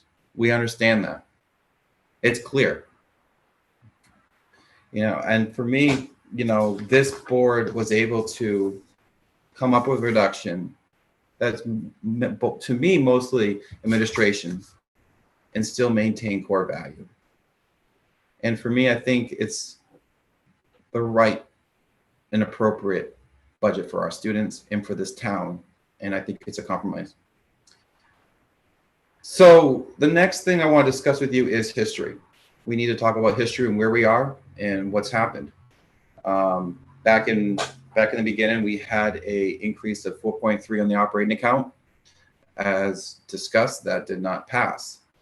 We came back to you with an additional reduction and used some of our unreserved fund balance, and that amount did not pass when it had a 2.53 increase. Overall, after doing this reduction on our operating account, we have a 1.8 increase on the warrant. I want to be clear, there is an increase. And it's an increase that we must have for our schools that deals with health insurance, it deals with special needs, and it's stuff that in order for our operation to work, it's there. And this board worked hard to get to this number in order to come to a conclusion of saying the bottom line, what happens at the end of this budget is the tax rate. It's what we pay. It's what, at the end of the day, I'm writing a check and I understand exactly where it's going, and it's the tax rate. So with all proposed tax impact, it was 48 cents. That's what it was for 370,000. When we applied the savings from the undesignated fund balance, it is $390,000, which gives us negative 51 cents on the tax rate.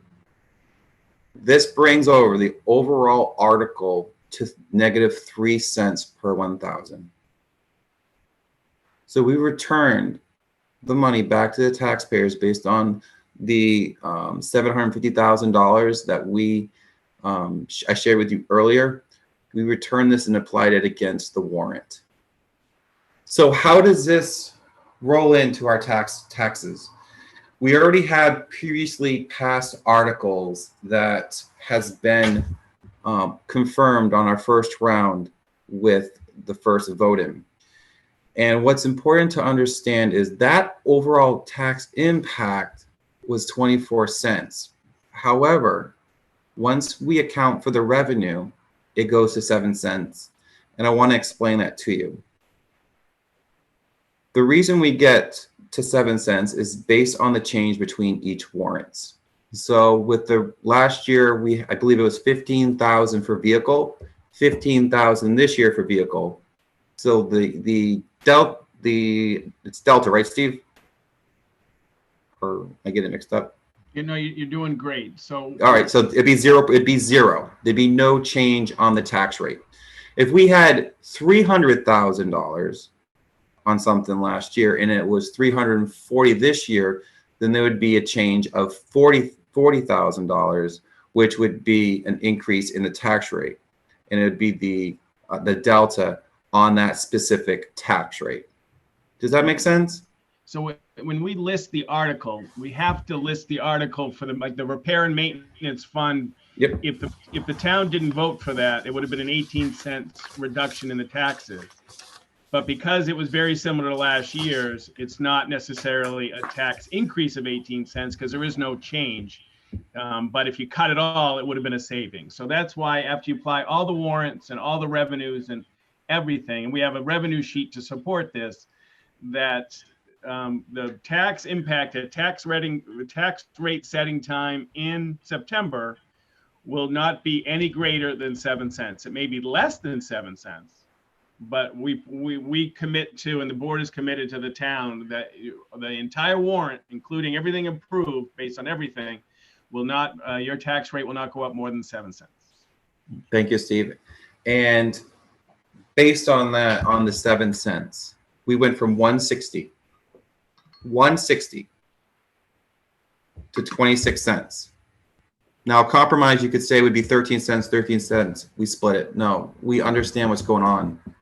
We understand that, you know, we're gonna struggle with 13 cents. This board, while maintaining program in our children's education and respecting our taxpayers with limited resources, which we understand, we had to find a compromise.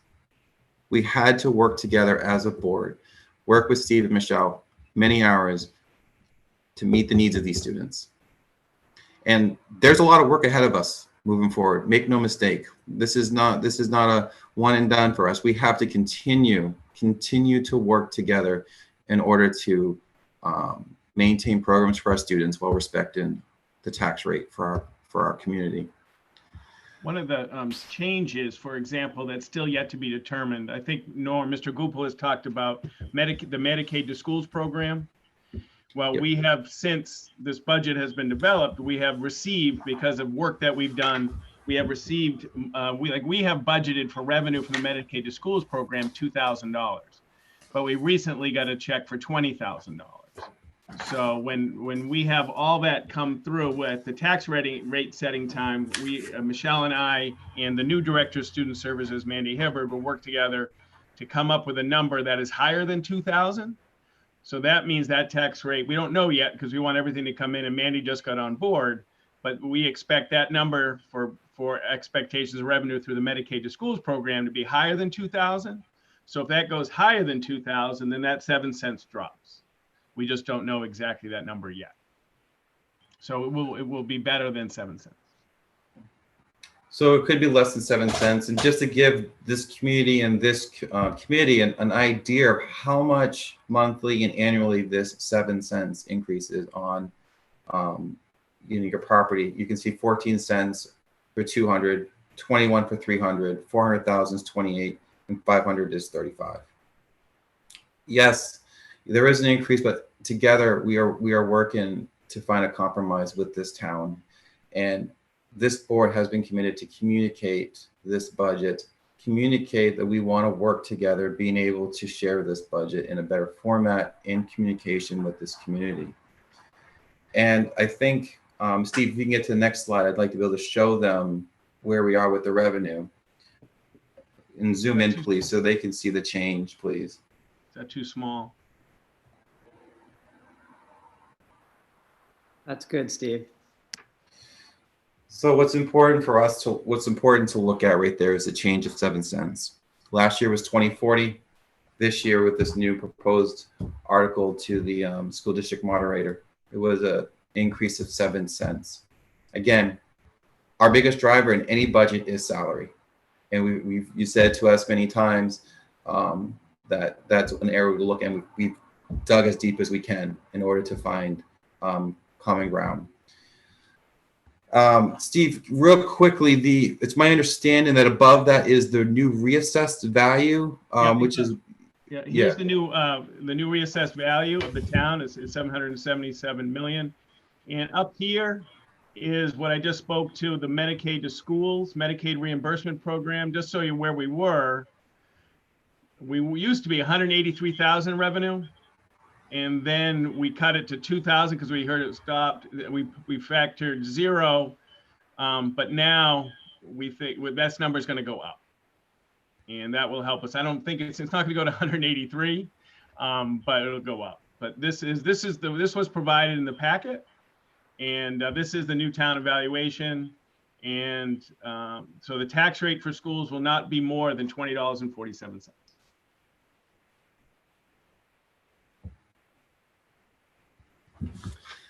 That is all I have for this presentation. I'm sorry if it went a little longer, Chair. I was just wanted to be as clear and specific with what the school board worked really hard to do and listen to our taxpayers.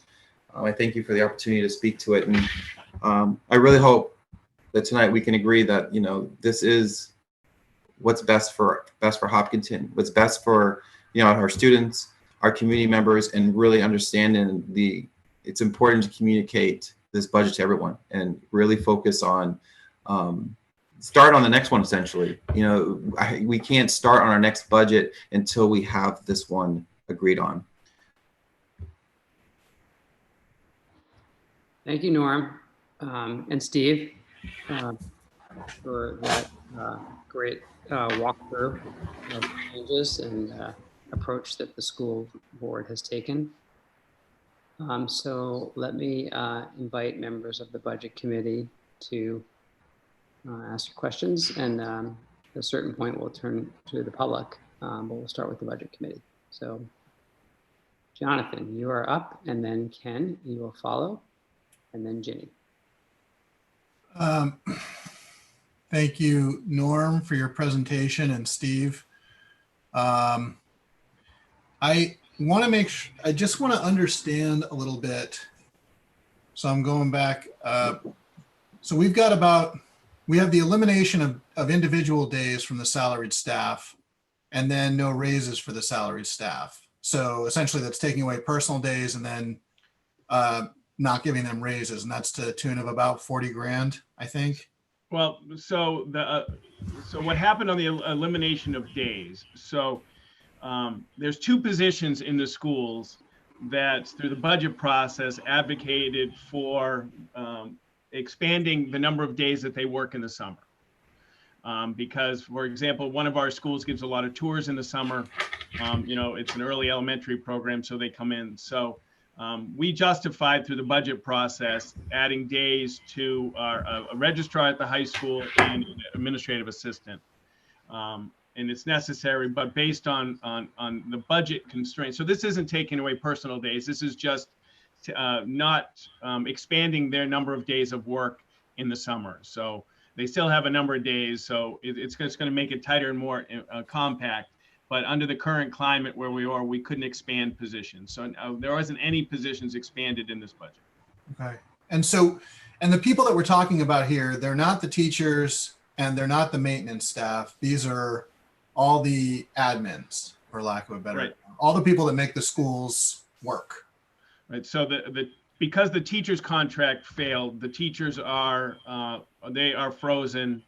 The only thing that teachers receive is if they got an advanced degree or credit acquisition. So because of the teachers and the town said, no, we don't want the teachers to get raises, the board felt. So the 32.6 is teachers. No. Oh, okay. So the teachers was a separate article. The town said no. Right. When the board heard that the town said no to teachers, the board felt that it wasn't right to give raises to salaried workers. So all the salaried non-union workers that the board has control over, unilateral control, unlike a collective bargaining agreement, the board felt because of COVID, because of what's going on in the town said no to teachers. We do know that many companies are freezing wages or asking to do more. The board felt that no raises for salaried non-union staff. And so then we're eliminating basically one FTE in Maple Street by getting rid of that special education. That's correct. An FTE. Right. So we are going, that's a full position. And we are going back to a shared position that monitors the student support center and works in our behavior part of our work. Everything, you've heard me speak before. So everything we do is assumption of risk, and we're trying to mitigate some risk. I think where we're at, and Becky, before she left, we feel that this is that we can deliver our required services without this position. It's not great, but we do believe we can deliver the required services without this position and combine two positions into one. So I just want to sort of understand this. So if you're at Maple Street and you've got a student who has requires accommodation, student's got ADHD and becomes disruptive in a classroom, and so the teacher can't maintain the teaching for the other students and needs to accommodate this student, right, because of their, so this special education professional might be somebody who could come and give some attention if that student has to be like temporarily removed to help address his emotional needs or help address a gap in his learning, or try to present information in a different way so that the teacher could focus on the class. And this student also wouldn't fall behind and could have their accommodations met. Is that what that person would be doing? Right. Well, we still would have a person in that position. We would just have less hands on deck. So it tightens up our FTEs, but we still have, we believe, enough special education instructional staff to support the students that we know of. And so if we have a gap, if there's multiple students that need help and we don't have enough special ed, then that's going to fall to that other salaried staff to maybe sit with the child or something like that. Is that how that would actually play out on the ground? Yeah. And support staff, support staff are trained with some de-escalation, the principal and the special ed. But yes, it tightens our resources, but I think that's what we heard from the community. We need to tighten our resources. Right. And so that's how we responded. I guess I'm just trying to sort of understand in the idea of how this might play out in the actual classroom, in the actual school building, that you might have situations where this support staff is then being asked to come in and fill the gap because we've eliminated this position. Yep. And they're not getting raises, and they're being asked to do more with less days because of those individual days being taken away. So it's not so much it's not so much because what they would have done in those extra days, they may be asked to do in a shorter period of time. So the extra days are for office staff. It's for the registrar at the high school, and it's for an administrative assistant position. It's not a student position. And the student position are in the Hopkinton educational support staff. So they are getting raises because we're honoring that contract. They are in year 3. They're coming into year 3 of a 3rd-year contract. So, Hey, Jonathan, there's a whole bunch of people who want to talk, so I just want to ask you if you can try to bring this one to closure as soon as you can. Yeah, I will, Mark. Thanks. But I think the one thing that I'm just sort of driving at here, and obviously you need to do the best that you can to try to deal with a difficult situation. So I get that, but I'm just sort of wondering about, the consideration of morale of those folks that may be asked to do more, and the services that might be provided. It just seems a little concerning to me, and that's I guess what I'm trying to sort of drive at here. absolutely. Yeah. All done, Mark. Thank you. Yeah, you can come back for more. All right, so I've got, just to know who's, I've got Ken, then Ginny, Thomas, and Rich, were you raising your hand as well? Okay, Ken, then Ginny, then Thomas. Sure. First, I also want to thank Steve for all of his efforts over the years and what I'm sure he's going to be doing this coming year. And thank the school board for everything they've been doing in these trying times. My question was, I think, much simpler. The valuation that Steve mentioned you're using of 777 million. Why aren't you using the more recent valuation, which will actually give you some more flexibility? Steve? That's the valuation that's the last valuation number that I've received as superintendent of the town. Okay, the town is now using, I believe it's 786 million, which was developed in April of 2020. So, whether you want to think about using that, and if you do, that might zero out the overall tax increase. Yeah, I'll work with Michelle. That's just news to me, but thank you. Okay. You're welcome. That's all. Thank you. Thanks, Ken. Okay, Ginny, and then Thomas. Hey, Ginny, you got to unmute yourself. How did that happen? Okay, and I just want to acknowledge to Steve and the school board that you've got so much on your plate in your new territory that we've never been before. But I have a couple questions. The first one is, this budget is based on the formula from the state, the adequacy formula from the state from last year. Have you had any communication from the state that they're going to guarantee that same amount of money? Because it's my understanding that their revenues are down by over 147 million. And that's driven by the rooms and meals tax plus the lottery fund. So have you had any communication from the state on what to expect on that? We do know that there was $640,000 of one-time not to be expected revenue. Regarding the base adequacy formula, I believe the base adequacy formula is constitutionally driven, the $3,700 per child differentiated aid. And we're going to have a presentation on that at the next finance committee if you're interested. So I don't think the state can unilaterally change the adequacy formula. They can certainly reduce some of the revenue.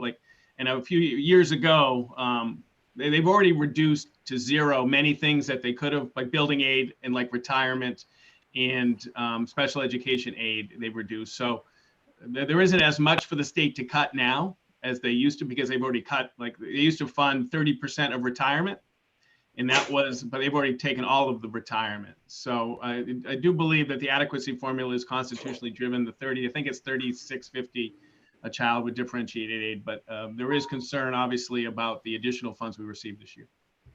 Okay. My second question concerns what may happen in the fall. if there are no fall sports, if their decision to make that, what impact would that have on the budget? For example, would you be paying coaches and the transportation and things like that? Sure. So we have not issued any club or coaching contracts for two reasons. One of which we don't know if we're going to have them, but also we don't have a budget. So in that respects, we are not obligated. Last year, once we issue, and we've actually received a notice from council. So if we give contracts this year, there will be a force majeure clause that if there is something that we can't have this season, we will talk about a 50% reduction in the contract. We didn't have that. Not many districts had that before, but now we have not issued any additional contracts beyond the base teaching and support staff. So we are not obligated to fund those coaching positions. I had a long discussion with the athletic director today, superintendents, the state. Everybody's trying to figure that out, but we are not obligated yet. Okay, thank you for your answer. And the last one is about the survey that you're sending out on what is your formula for making that decision? Is the survey going to the parents or to the town?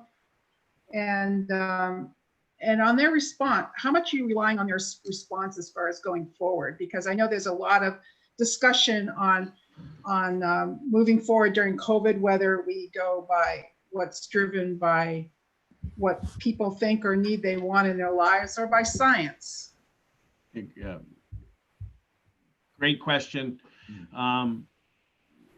We are, as Mr. Goupel talked, we have a back to school task force. We have state guidelines. We have a couple of models from other states.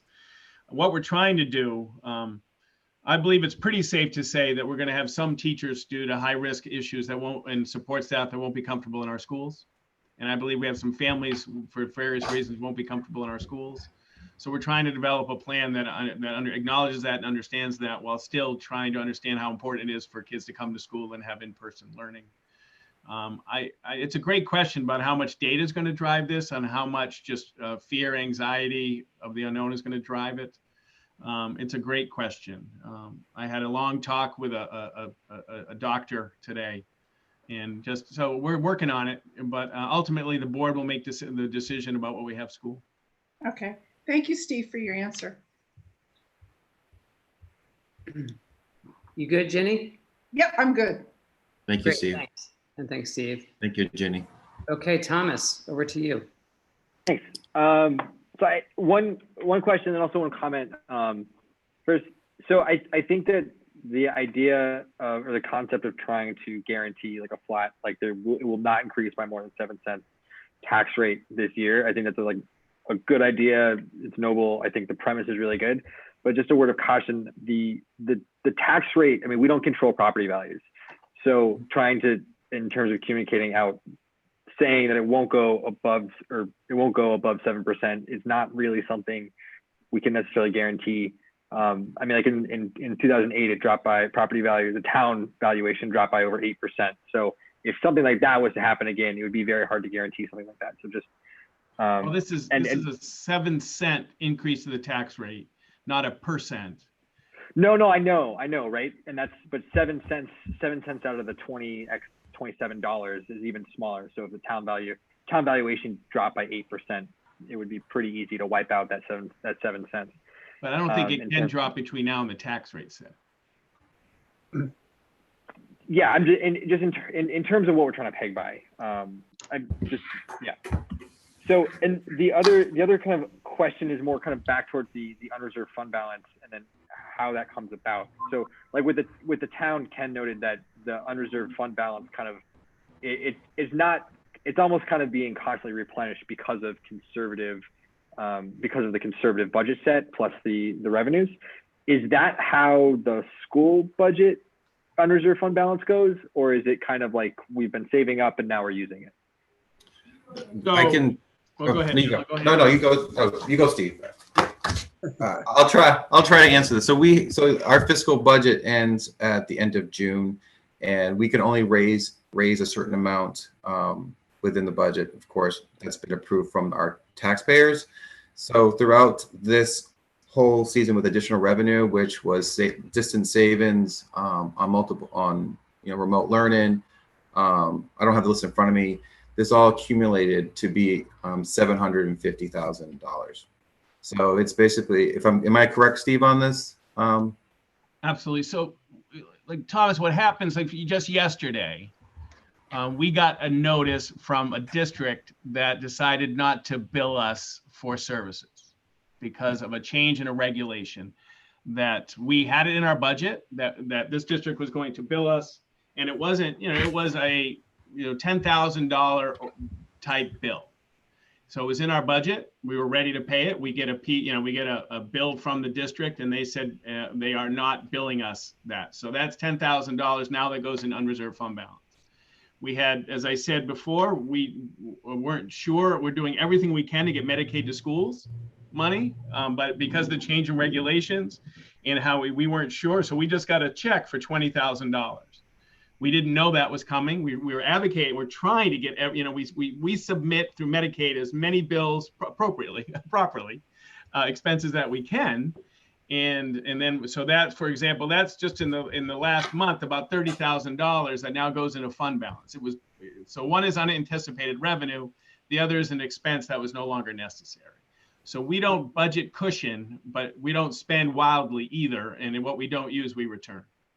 Right. No, so I get that. And I get how the actual function of the unreserved fund balance works. I guess a different way to put the question is, next year, do you anticipate that we'll still be able to spend $390-ish thousand out of the unreserved fund balance again?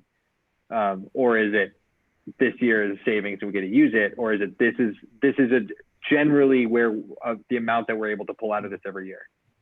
So, and this is where things have changed. The fund balance got to a place in October of 2019 that I was very uncomfortable with, because we've had to freeze the budgets the last 3 years to meet that goal.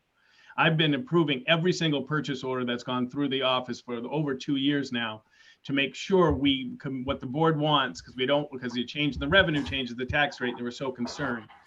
So this year, when I presented the budget in December, I asked pre-COVID, all this stuff, I asked the board to reset the fund balance. So most of this budget cycle, we dropped from 450 to 150. So we increased the tax rate by $300,000 before we even started, but it was necessary to implement the program that the town voted on in March. I was really happy about the 150, because then if we did have $390,000, that 240 could have been used for additional facility work, CIP work, while we're meeting monthly, or other board objectives. So we moved it to 390. Based on this will be my 12th budget, I feel confident that we can make 390 and still implement the budget. If we went to 550, that is where I am not confident. And then we have to freeze the budget and control expenditures to make the 550. The 390 is an okay number. The 150 would have been better, but Thomas, I believe we'll be able to make the 390 next year. Okay. Yeah, and I think the next year is kind of what is the more interesting problem, because I mean, if you look at these numbers on the presentation, I mean, there's $390,000 coming out of the unreserved fund balance. There's $120-ish thousand that's being listed as savings in the budget based on not spending for the bond, and those are things that we will just we're not cutting programs. We're not saving money anywhere. We're just accounting for them in different times and in different ways. And so next year, unless there's a way to pay for those things, this might be more of a question for you at part of the board finance committee and what you're looking at in terms of building the budget up next year. But I mean, those two items alone account for about 2.25% of the total budget. So, I mean, looking at next year, how are you looking at filling that hole? It really starts with the budget process, which Steve and I talked about in our last meeting, how we approach this from giving Steve a direction on starting the budget process. It's going to be revamped completely, in which we're going to have to be able to determine the appropriate percentages in order to meet the needs of our students. I know there's a lot of variables, that, we're concerned about, the 640,000 that we may not get from the state again.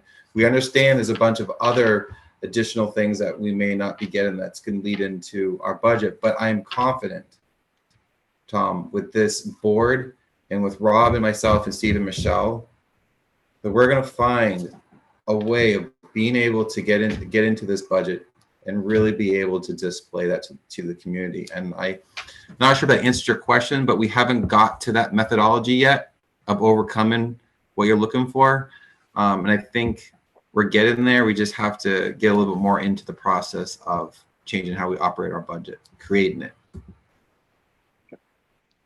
Was that the wrong answer for you, Tom? I mean, I'm sorry. I get no, and I mean, I get what you're saying, but I mean, like the concern is very valid. There's when you're presenting a budget, you're not presenting anything that's left to cut. I mean, you're looking at very, very hard choices. Yeah. And next year, those holes are going to have to the holes that we're making now are going to have to be filled. And I get what you're saying, that we have to get there next year. We have to get to this budget. We have to work on next year when we can work on next year. But I'm just, it's a concern. It's going to be. Well, it's a good point. It is a good point, because where we are right now, if you freeze where we are right now with this 7 cents right now, this is where we are right now in order to meet the core values of our students. Anything less than that, I'm going to be honest with you guys, it's going to be a ripple effect of hurting Hopkinton for years to come, because it's so important that we don't know. We definitely don't know what's going to happen in the fall. We all acknowledge that, but we need to be able to plan for what's going to happen. And I understand that there's been discussions in our town where, how come you guys aren't going to a specific number? And I respect that. I've listened to it, but we are still able to find a compromise with everyone where we are saying we still want to maintain number 3 in our states for school, middle of the pack for our pupils out of everyone in the state. We're still able to maintain excellence for our students while being in the middle of the pack for our pupils. You look around our other districts and you can see their tax increases are a lot higher than ours. You know, Henniker's 35, you know, Hillsborough, you know, all around us, they're all having their own issues, and it all starts at the state level. The state doesn't give us enough funding. And it's, you know, it's something, you know, as a board, we understand. We've talked to them. We've filed a case with the Conval. We've made a clear understanding that we can't solve this at the local level. But I can look you all in the eye. I can tell you, this board, with all due respect to any board before me, is engaged. All of them are working together to try and find a solution to meet the needs of our students while maintaining our taxpayers' unlimited resources. Thanks, Norm. Thomas? No, I'm good. No, I'm good. Thanks. Don, I'm going to ask a couple questions and then get to you, if that's okay. Norm, can you just clarify, just because there's been so much, I think you said this, but there's been conversation and adjustment over the course of this budget cycle. Are there changes in terms of the school athletics in the operating budget? Program, you know, any teams that are not going to go forward, or adjustments in coaching just from 1920 to 2021 at this point? Everything is the same for sports. Assistant coaches. Assistant coaches is the only thing that's, right. Assistant coaches are not being funded. Correct, Steve? That's correct. That was in the original budget proposal as well. Yeah. Correct. So the assistant coaches have maintained not being in the budget. So we're still going to have football. We're still going to have skiing. You know, we talked about reducing some things before, but again, being able to provide an opportunity for these students, we still kept it in there. Second question that I have is the budget. If I got it right, you are not budgeting any revenue for Medicaid reimbursement. And just given, Steve, what you were sharing about, you know, that we are actually receiving some this year, I just wonder if you reconsider whether you should be budgeting some revenue maybe not 100,000 like we had previously or hundreds of odd thousand, but even some modest amount of revenue.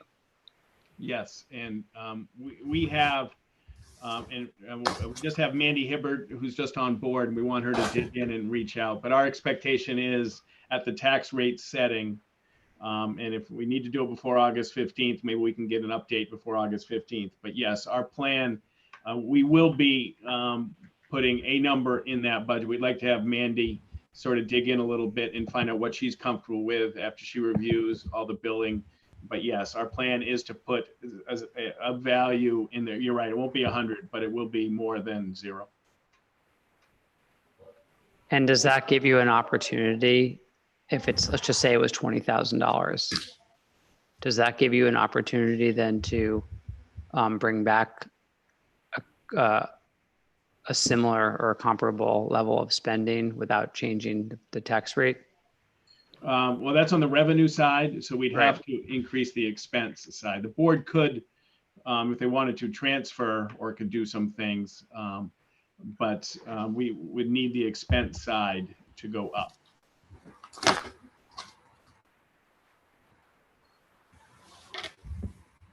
Okay. Go ahead, Don, and then I've got a couple more, but go ahead. You're on mute, Don. Mr. Houston, I think you're on mute. I am bad at reading lips.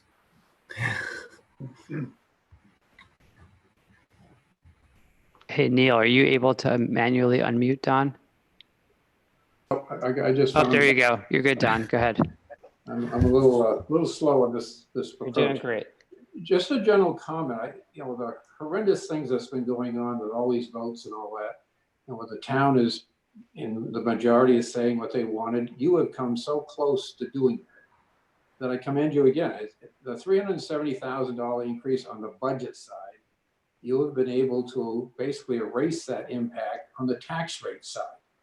And I think the general public should accept the fact that the tax rate for a 7-cent increase is an unbelievable challenge that has been met. And I hope that, you get the vote and support that you should have for this. It's been horrendous what you've had to go through to do this. And again, just commend, Steve, the unbelievable. You've always had, the best interests of the school at heart, and the board and all your faculty has just done a fantastic job. And this circumstance this year is horrendous.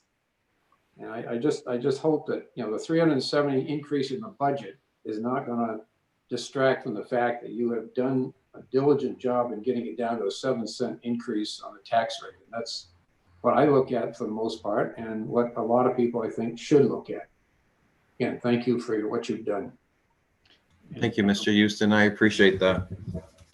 Yeah, Norm, Rob, the board did a great job.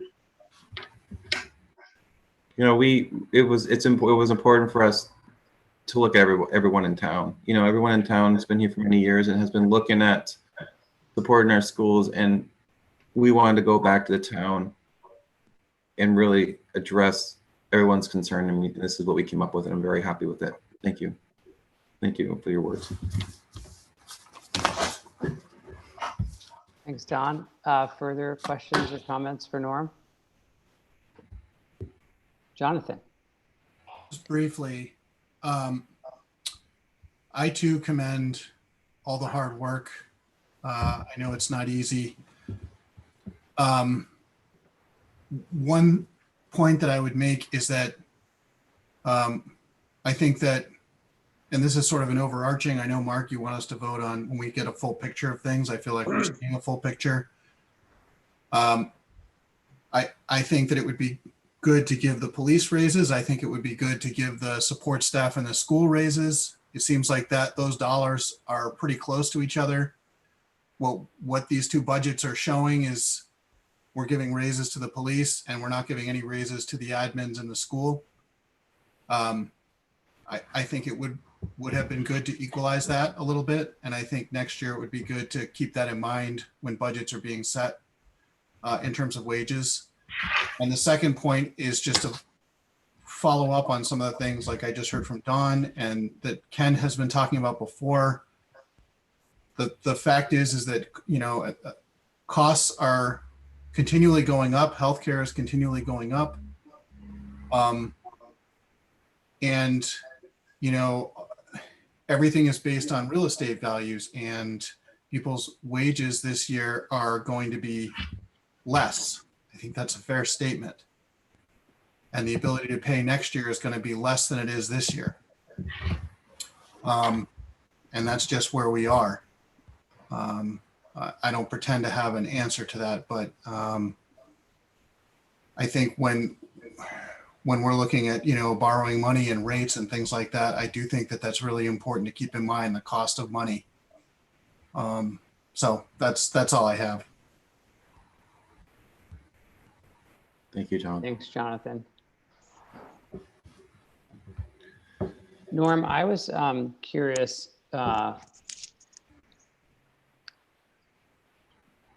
You know, I just want to build on a little bit on something that Jonathan brought up earlier, not so much specifically to the special ed position, but more,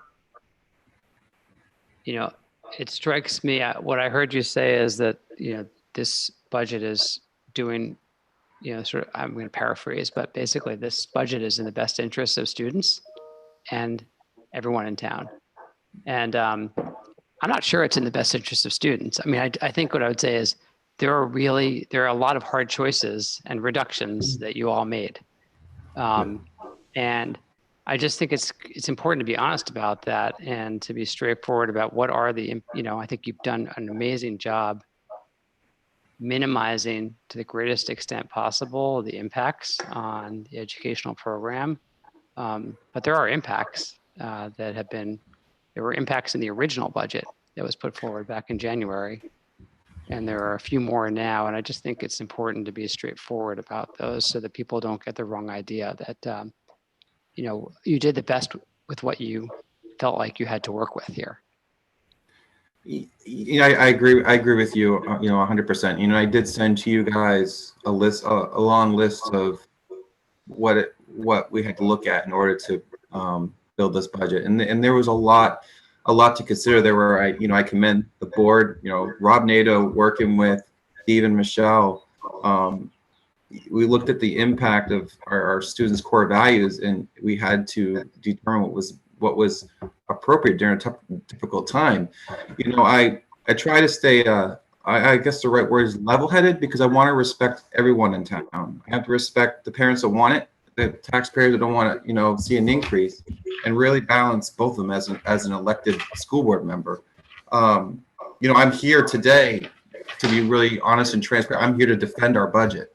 5-0 vote from this board, working hard, tirelessly, 5-hour meetings, listening to this community. It's important that we understand that if we do not get this budget passed, we revert to a flat budget. And you guys, our schools would be horrible. I from being in this position to being a dad, I've talked to multiple people in this town saying they don't want to send their kids to Hopkinton if we reverted to a flat budget. If you're an investor in town, your property values are going to drop. People are not going to want to move to Hopkinton. And I'm being honest and sincere with you guys on that. You know, I get emotional when I hear parents saying, I don't want to be in Hopkinton because we're fighting the schools. We're fighting this town. But in agreement with working with them and working with Steve, Michelle, and listening to the taxpayers, we had to find a compromise. We had to be understanding of everyone's needs in town, because what's happening right now, never in this world did I ever imagine people losing their jobs, people not being able to afford rent, food, or their mortgage. We've heard them in this impact of 7 cents. I really hope that this budget committee can support that, so we can be able to communicate to this town the urgency to vote for this budget. Thanks, Norm. Anything further from members of the budget committee?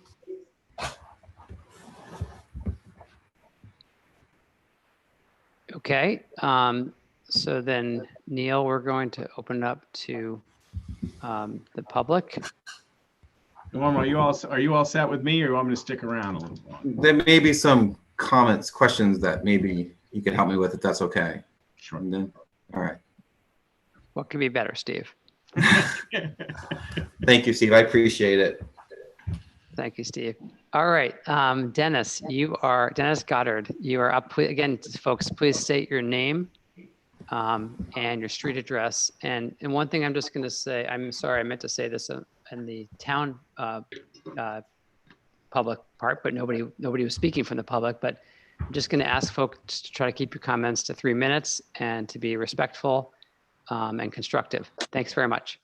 Dennis, you're up. Thank you, Dennis Goddard, Pennacook Road. So I have kind of two questions and observations that are sort of intertwined. I heard, actually one thing I just want to share very briefly. There is a meme that I seek to destroy, and this meme is the idea that people wouldn't move to Hopkinton because of anything to do with the schools. I don't know if you're paying attention to the news. People are fleeing cities right now, literally fleeing, to the point where property prices in cities is cratering.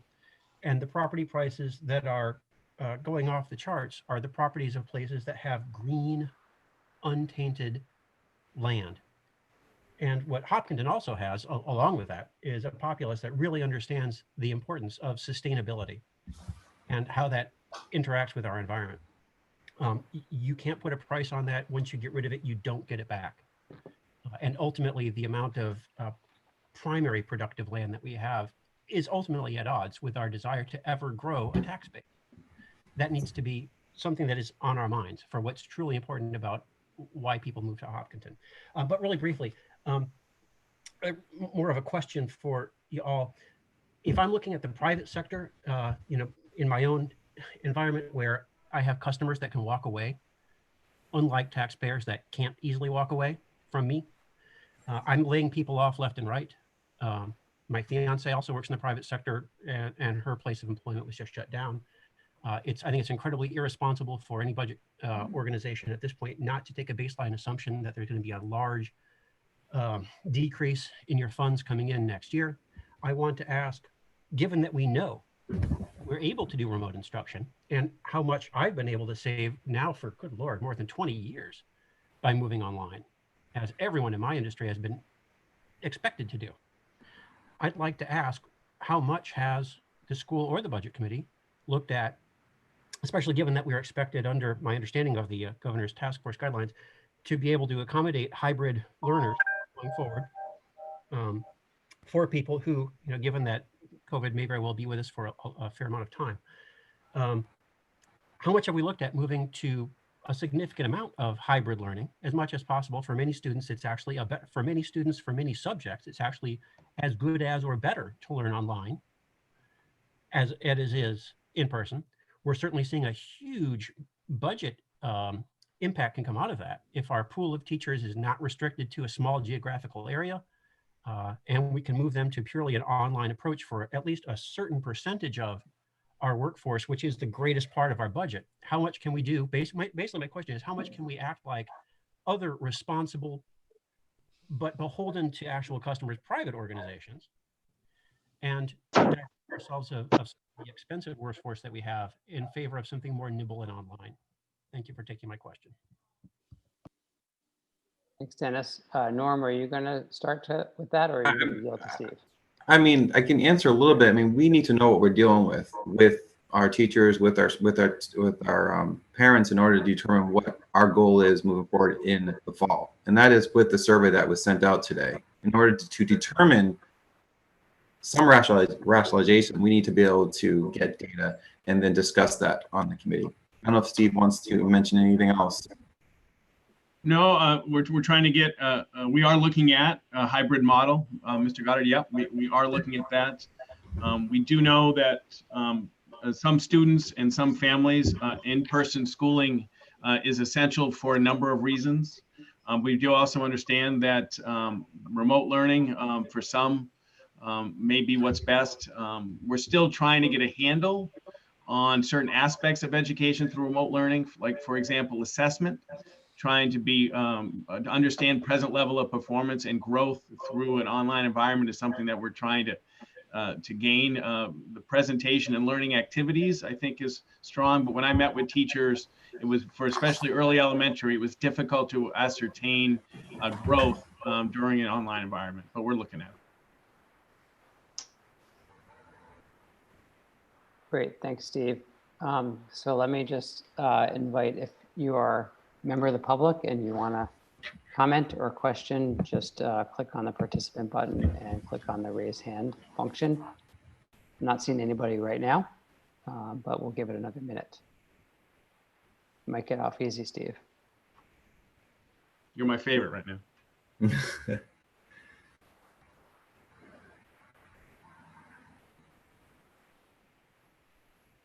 Okay. I'm going to close public comment in about 30 seconds if I don't see any hands raised.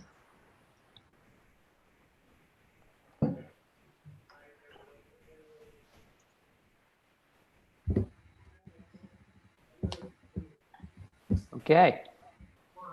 Tammy, are you raising your hand? You're on mute if you are. Do you want to unmute? I am. Go ahead. So, I don't get a lot of chances to speak because I'm sitting on the board as the minute taker, but I'm also listening as a member of the public. I lived here for 24 years, and I had 2 children who went through the high school years, and then I had a child go through preschool all the way up through. And, when I grew up in Loudon, I knew that my grandparents' home would be my home to go back to. And we went back there all the time until my grandparents passed away. And this is what Ken and I set up for us to do, was to have this home 24 years ago be a home that we could come back to.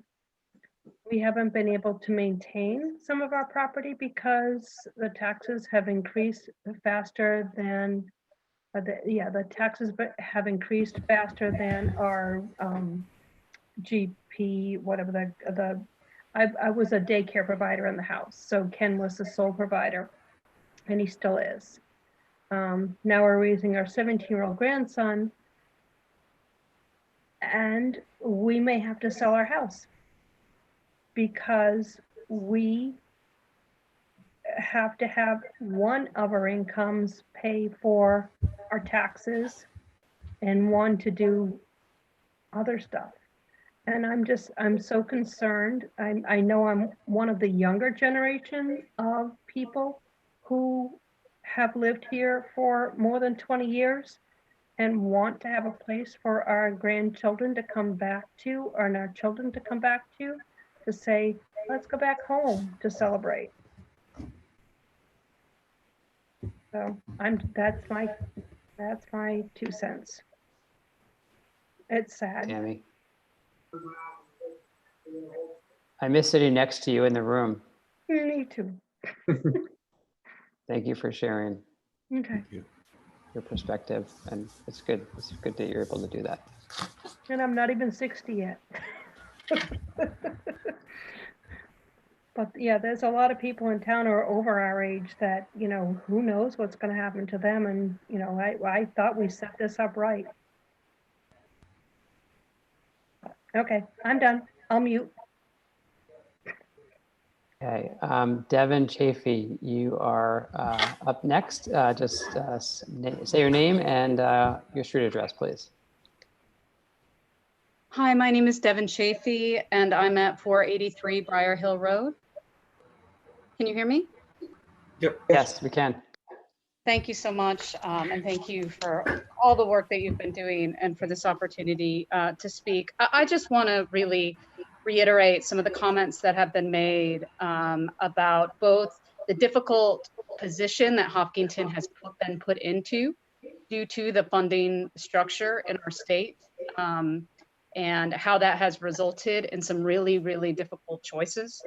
that this town has had to make with regards to school funding, and to just really thank again the tremendous amount of work, as has been recognized previously, of the school board in really trying to compromise and meet the concerns that have been voiced by many town members about the tax rate, really significantly making some really difficult choices and around the school budget, and having some cuts that are going to be difficult, and that are going to make it difficult moving forward for the schools.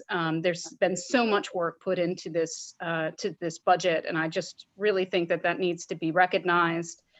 As well as I just want to reiterate what I think Mr. Goebel, the very important point that he made, which is if this budget fails to pass, what will happen to our school system and the damage, potentially very, very difficult damage that will be done, and the harm that our students and our educators will face if we don't have a responsible school budget for this year. So thank you so much. Thank you very much, Devin.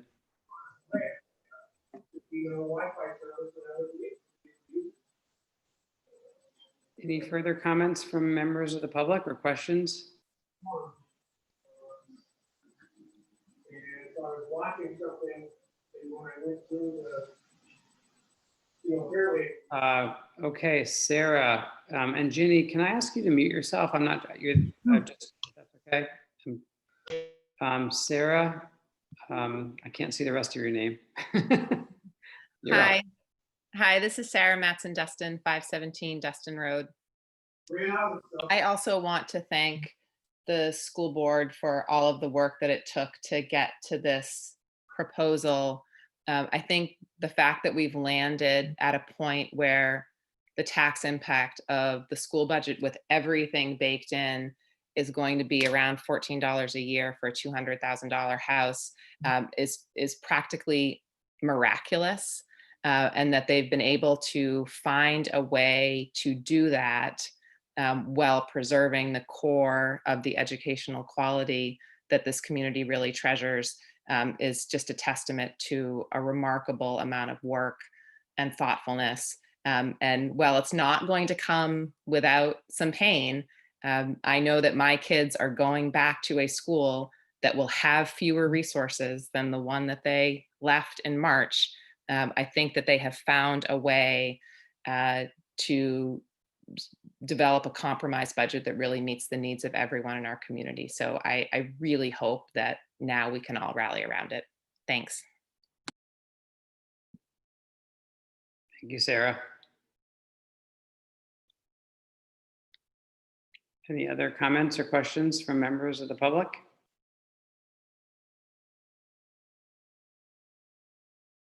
Going once. Going twice. Okay. Great. Steve, you're off duty. Thank you, Steve. I appreciate your support. Thank you all. Have a great night. Thank you, Steve.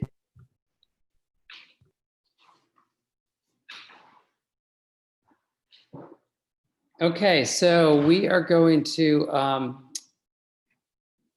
now circle back to the town budget first, and then the school town budget and warrant articles first. At least the subset that Ken would like us to discuss and vote on, and then we will do the school operating budget second. So Ken, I think I'd invite you to make a motion for whichever one you want to do first, and then someone could second it, and then we can discuss. Okay, sure. I'll start with Article 3, which is the bond issue for road, bridge, and culvert rehabilitation. And rather than read the whole article again, I just move that the Budget Committee support the Select Board's recommendation to reduce the bonded amount from $2.2 million to $1.8 million. Great, thanks, Ken. Is there a second? I'll second it. Is that you, Rich? Yes, it was. Okay, Yes. Rich Houston seconded. Okay, so let me open this up to any further discussion by members of the Budget Committee. Either raise your hand in the participant list or raise your hand on the camera.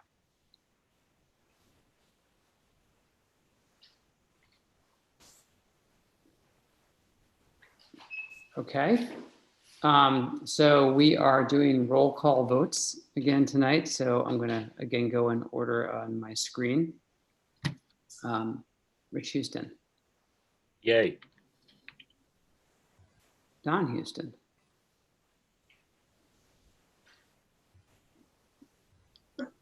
Don, you're gonna need to unmute. Yes. Thomas Lavoma, Thomas Lipoma is a yes. Norm Gupel, Norm Gupel is a yes. Steve Reddy, Yes. Ken Trom, Yes. Jonathan Cohen, Yes. Ginny Haynes, you'll need to unmute. You got to unmute, Ginny. Or you could just give a thumbs up, but I think it'd be better. Thumbs up, yes. Okay. And Mark Zankel is a yes. Ken, I think you passed on that one. Okay, so thank you all for that one. The next one is Article 5, the operating budget. And this one, I'll read it because it's short. To see if the town will vote to raise and appropriate the budget committee, the recommended sum of $7,520,646 for general municipal operations. This article does not include appropriations contained in special or individual warrant articles addressed. And that's the $7,520,646 was the dollar figure I described previously. Great, thanks, Ken. So the motion is that the Budget Committee recommend that the voters approve this proposed budget. Is there a second? Second. It was Jonathan. Was. That was Jonathan? Yes. Thank you. Still is. Still is. Okay. Okay, is there any comment or discussion about this?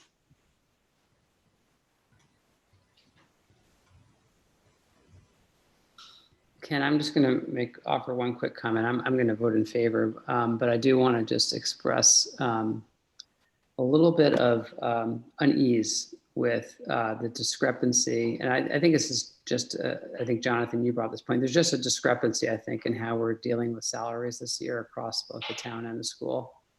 And so I have some unease about this select board's decision to move forward with the raises at a time when you knew that the town meeting was postponed and there was all this uncertainty. So I want to register that. And also I know you made a decision and, with the best information you had, but it makes me uneasy because of that inconsistency and how this, when I see reductions in like the shimming and paving, which is also getting hit this year because of the reallocation of some of those funds, it just makes me a little bit uncomfortable. So I want to register that and also let you know I'm going to vote in favor in spite of that.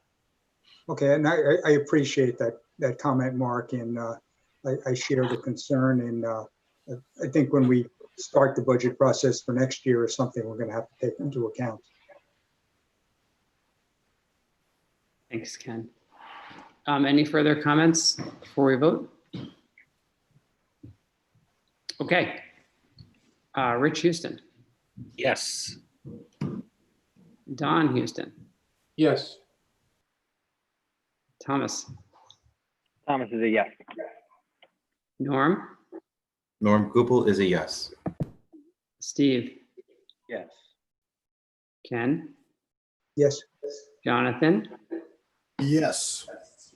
Ginny. Yes. Okay, and Mark is a yes as well. Okay. Thank you all for that. I'll move on to the next article is Article 6, appropriation to capital reserve funds And rather than read all of the specific items it's going to go to, the total would be $676,500. And I just asked that the Budget Committee approve the amount of $676,500 as the appropriation to capital reserve funds. Okay, is there a second? Second. Okay, Ginny seconded. All right, comments?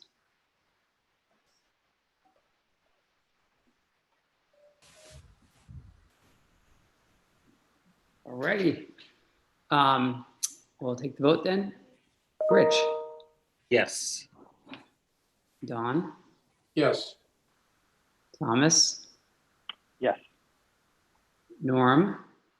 Norm Gupel is a yes. Steve? Yes. Ken? Yes. Jonathan? Yes. Ginny? Yes. And Mark is a yes. You're on a roll, Ken. Great. Thank you all. Actually, I believe I'm done. Article 7 was the appropriation to expendable trust funds. And since we're not changing the amount, I don't think I need another vote. Unless, Neil, you think we do. We previously approved that or endorsed that, right? Correct. I don't think you need another vote. Okay, in that case, on the town side, we're finished. Thank you, everybody. Thanks, Ken. Okay, Norm, over to you. Thanks. I have to say Norm because you're the only Norm on this committee, so I haven't been your last name every time. It's all good. So I would like to make a motion to the Hopkinton Budget Committee on the school board's new proposed amend warrant of $20,923,855. Is there a second? Yes. Second. That's Steve? Yes. Tammy, did you get all that? So I need the amount. And I need so Norm, because it's not the normal, but I do the school board too. Yeah, so it's $20,923,855. And that is what Norm proposed, and who second? Steve C? Steve Reddy seconded. Okay, Steve Reddy second. Okay. Okay, got that. Now the votes. Great, thanks, Tammy. Okay, any further discussion? Yeah, Or comments that folks have on the school budget?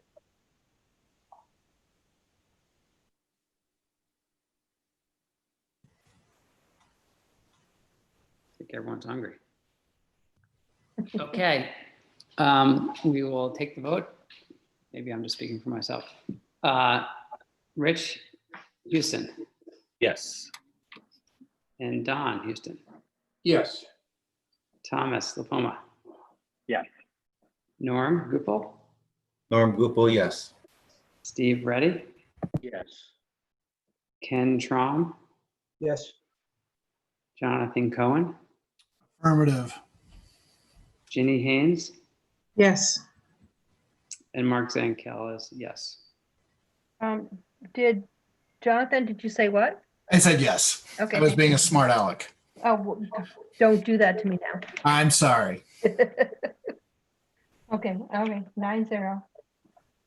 Okay. Thank you. Thank you, everybody. Thank you, Norm, and to all of your colleagues on the school board. Thank you, Norm. I really Okay. appreciate it, guys. We are going to move, Steve, hang on just one second. We're going to move to the any other business to come before the board, but is this for other business or before we leave this topic?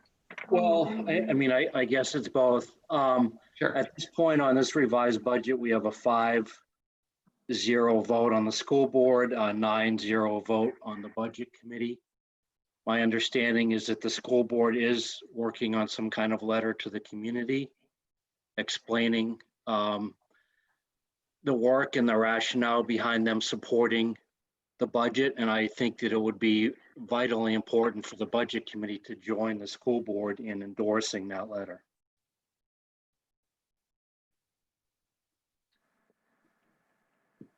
Can I ask maybe just a question? And this is, I guess, it's partly a question to you, Norm, of just, is that something that you would like? And, but also Steve, I'm not sure what would it mean to do that? We have just endorsed the budget by a vote of 9-0. So what is that, isn't it?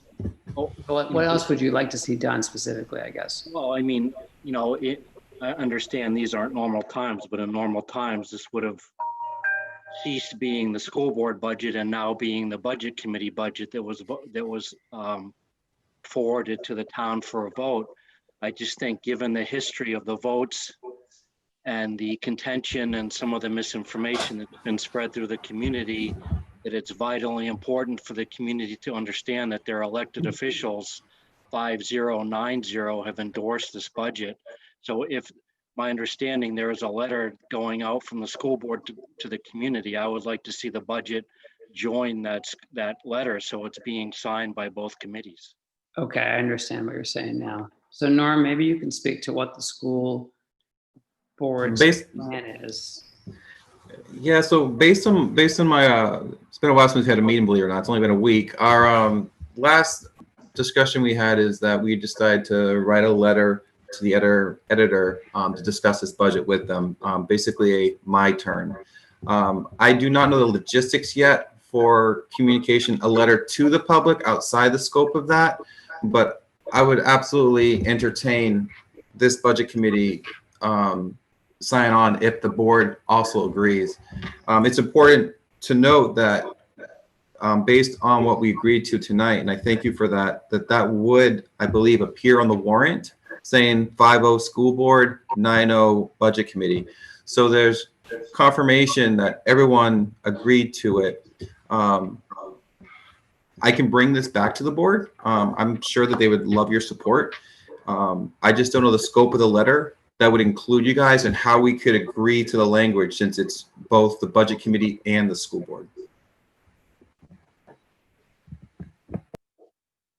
Further comments on Steve's idea here that folks might like to offer? I'm not sure if that's in the scope or the role of the budget committee as per the state. But I would like to find that out before we agree to anything.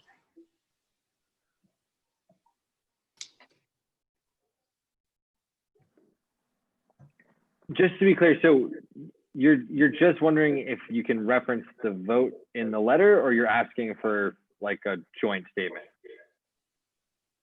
I would personally like to see a strong joint statement between the school board and the budget committee to get this budget moved forward, and to let the town know, you know, that they're basically, now we're talking about 14-0 between two elected boards.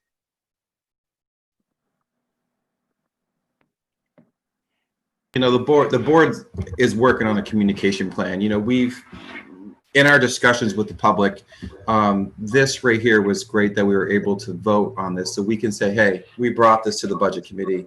They approved it 9-0. So it gives us a little bit of incentive reference to the community when we have our one-on-one discussions with them, because that is, as a board, that's what we need to do. We need to advocate for this budget. There's 14 people here. We're going to have more than 14 voters coming to the polls. I love the idea. I support it. I just don't know how we can bridge that timeline between now and August 15th. But, you know, with this vote tonight, it gives us a plan to move forward to the community to really communicate this, you know, communication that you've given to us tonight, that you approve it. Jonathan. I guess I'm just trying to understand logistically how that would happen, in that the school board would have to write a document. We can't endorse a document that we haven't read. So they would have to write it. We would have to have another meeting where we all read it and discussed it and then voted on whether we were going to unanimously support it. And if we had edits or wordsmithing that we wanted to do, it would then go back to the school board. It just strikes me that unless it comes to us and we all just say, we love the language, we have no changes, and we all agree that we want to endorse it, that we could take a situation where the school board could write a letter and say the entire budget committee supported this, and create potential conflict over wordsmithing. I'm not saying that would happen. I'm just sort of playing out the possibilities here, and something that may be well-intentioned could actually have a negative result. So I would just make that comment as a possible way that it could play out in a very short time period. Just my 2 cents on it.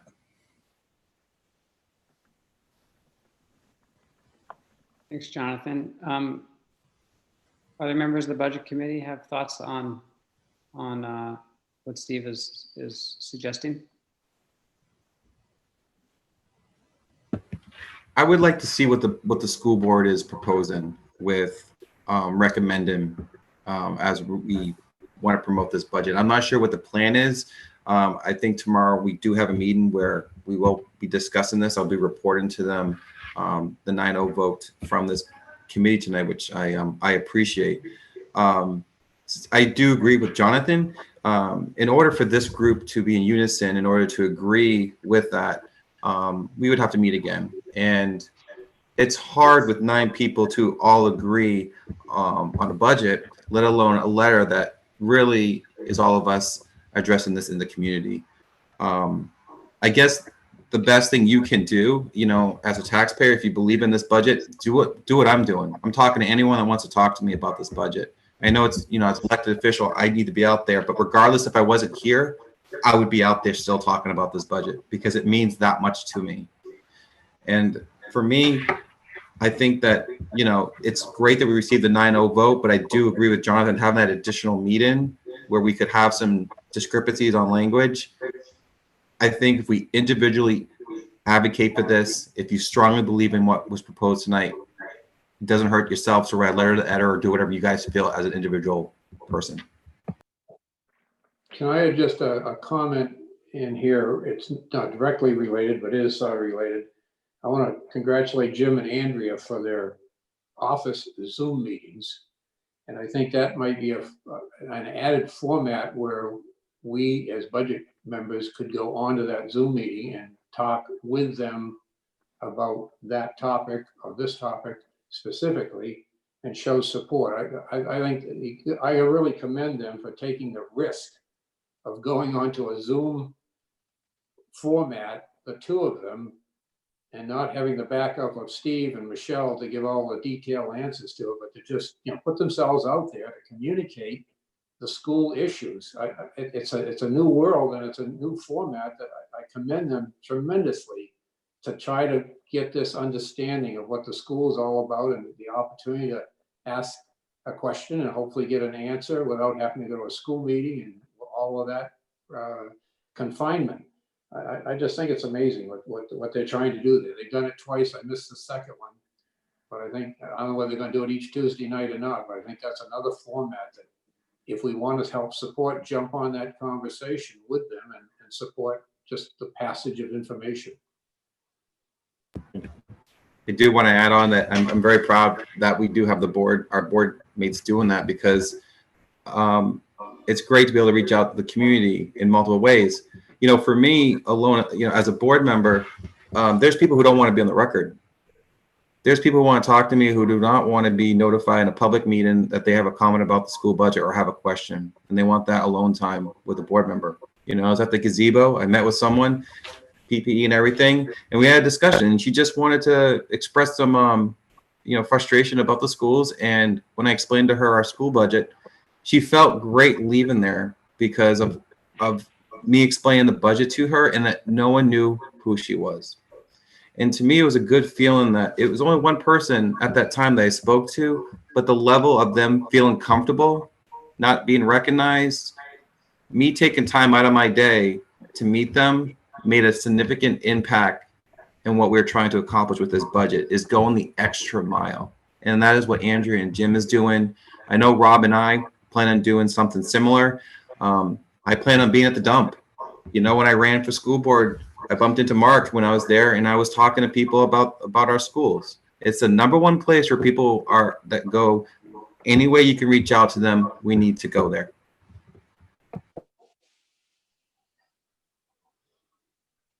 Good idea, Don. And yeah, thanks, Norm.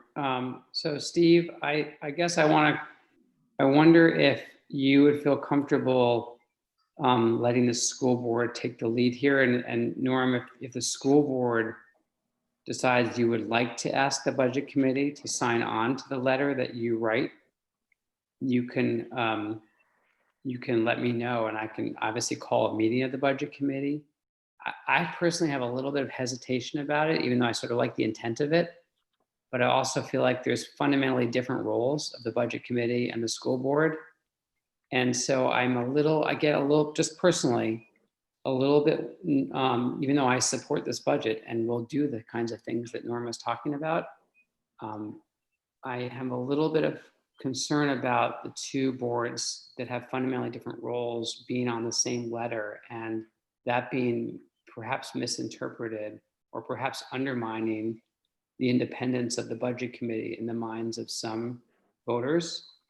So that's my little hesitation about it, I'll just say. But I guess, Norm, if the school board would like the budget committee to consider that, then once you have a letter ready for us, we would have to be able to review the letter. We have to be able to do it in an open meeting forum. So you can communicate back to us. So Steve, I'm just going to propose that as one option. If you want to, you could certainly ask the budget committee for a vote now, but I just want to propose that as an alternative.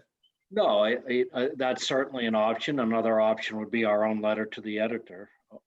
But, you know, to move the meeting along, let's see what the school board has to say about it. Okay, and we do have time to reconvene if we so choose before the school district vote. I'll bring it back to the board and I'll let you know their thoughts, Mark, in an email. Okay, great. Thanks, Steve, for bringing that forward. So I'm going to transition to the any other business section. And I guess the one question was for, I don't know if it's for Don or Neil, but to give a brief update on the Kentucky water supply. If Neil is still there, I'd prefer he do it. I haven't had a contact with him today. Neil. Sure. So yesterday, if you didn't know, one of the tests came back for the Kentucky Village precinct showing E. coli.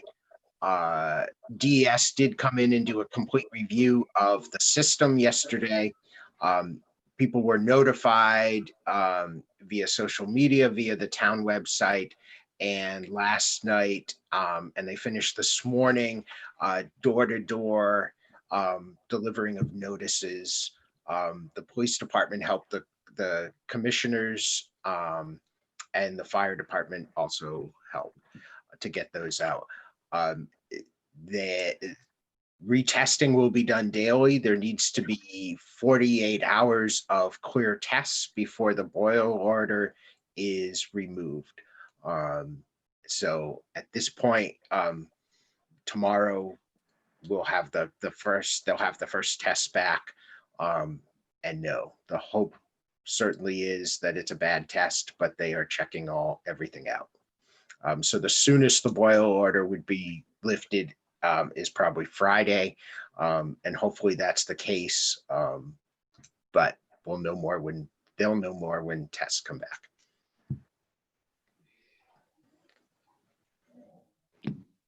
Great, thanks, Neil. Anything further on that? Just a quick question. Neil, do we have any sense as to how long there might have been the E. coli in the water, assuming that it's not a bad test, before that test on the 13th came back positive? Do we have any sense of that? There's regular monitoring, and I don't want to give out, I don't know the exact answer to that, so I don't really want to answer that otherwise, but there is daily monitoring of that through the system. If we can either get that question, or Sam Courier, who runs the plant, could answer that too. And his number is on the Boyle notice if you have that. Thank you. Do we know why we had a high E. coli test? Not yet. You done already? Okay. Thanks, Neil. That's unfortunate. Hopefully it's a bad test. Any other business that anyone on the committee want to raise? I'm scanning. Rich. I'd just like to show you the girls that made this possible. They were essential workers here in setting up my viewing here. My two daughters. Thank you. I'd just like to say thanks. Hey. Drag your dad into the modern age. Yeah. Have fun. Thank you. Mark, I think the only thing I want to say is that, my thoughts and prayers are with Janet. So, Yes. Mark, just a quick comment. I think you ran a beautiful meeting and did a fantastic job. Thanks, Don. Appreciate that. good job. Okay. Stay safe. I think we'll invite a motion to adjourn. So moved. Second. Steve motioned it and everybody seconded, Tammy, so you can take your choice. I think I have to take a roll call. Sorry, real quick. Rich. Yes. Adjourned. Don. Yes. Thomas. Yep. Norm. Yes. Steve. Yes. Ken. Yes. Jonathan. Jawohl. That's yes, Tammy, in Jonathan language. Ginny. Yes, absolutely. Okay, Mark, it's yes. Thank you, Tammy. Thank you, Neil. Thanks, everybody. Be well. Thank See you you. soon. Thank you, guys. Thank you. Bye. Thank you. Take care.